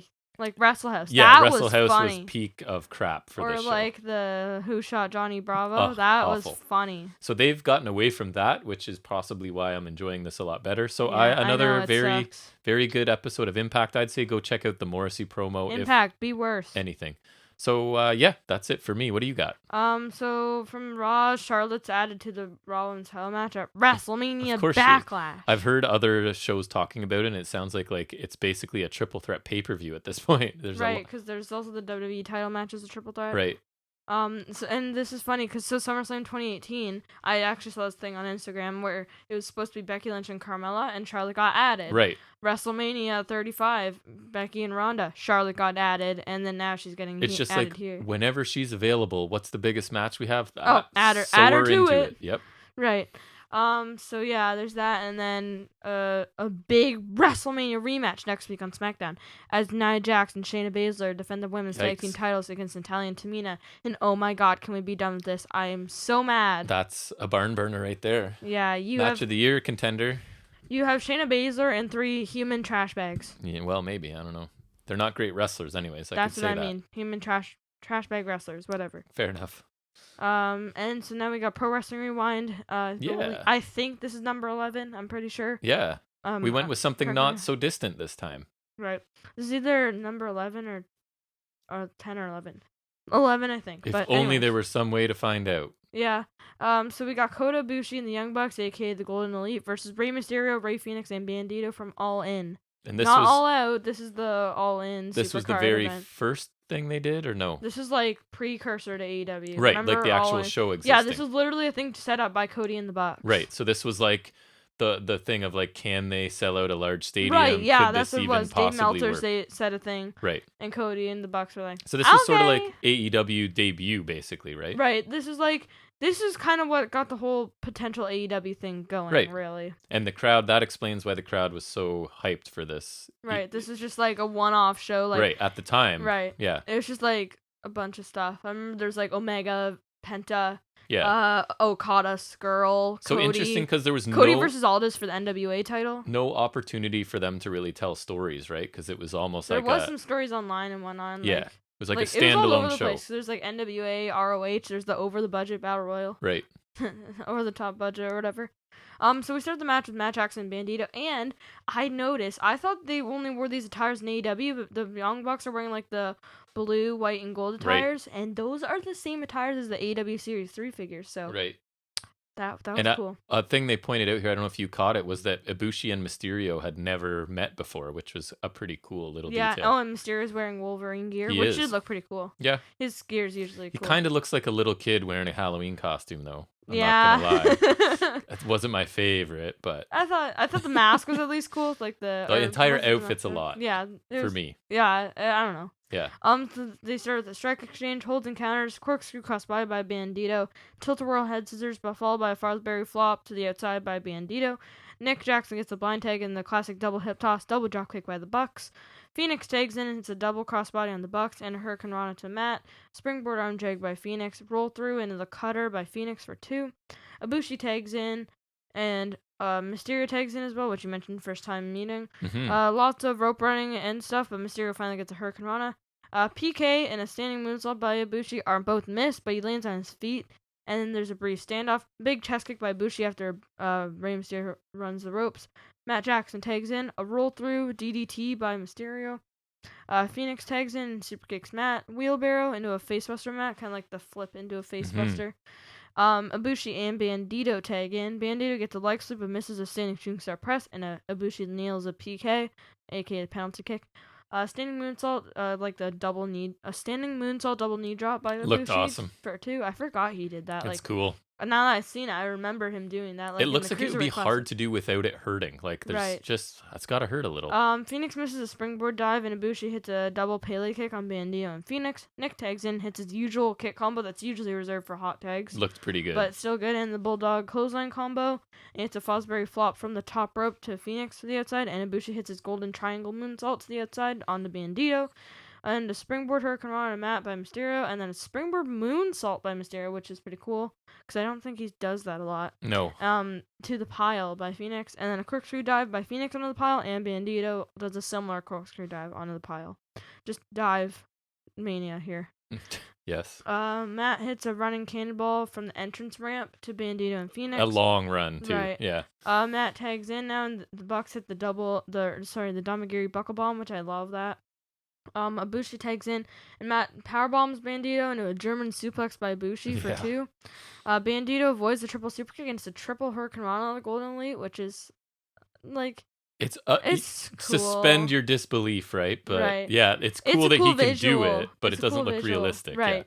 Yeah. Mysterio tags in, hits his springboard seated senton to Matt. Mysterio rolls through on a sunset flip by Nick and hits a roundhouse kick, but Matt Jackson catches a 619 attempt and positions him for a Meltzer driver with Nick and Ibushi on the apron, but Phoenix hits his rope walk kick to Ibushi. Yeah, he does. And Bandito super kicks Matt. Phoenix assists Bandito, who hits a Hurricane Rana over the top rope off the apron to Nick.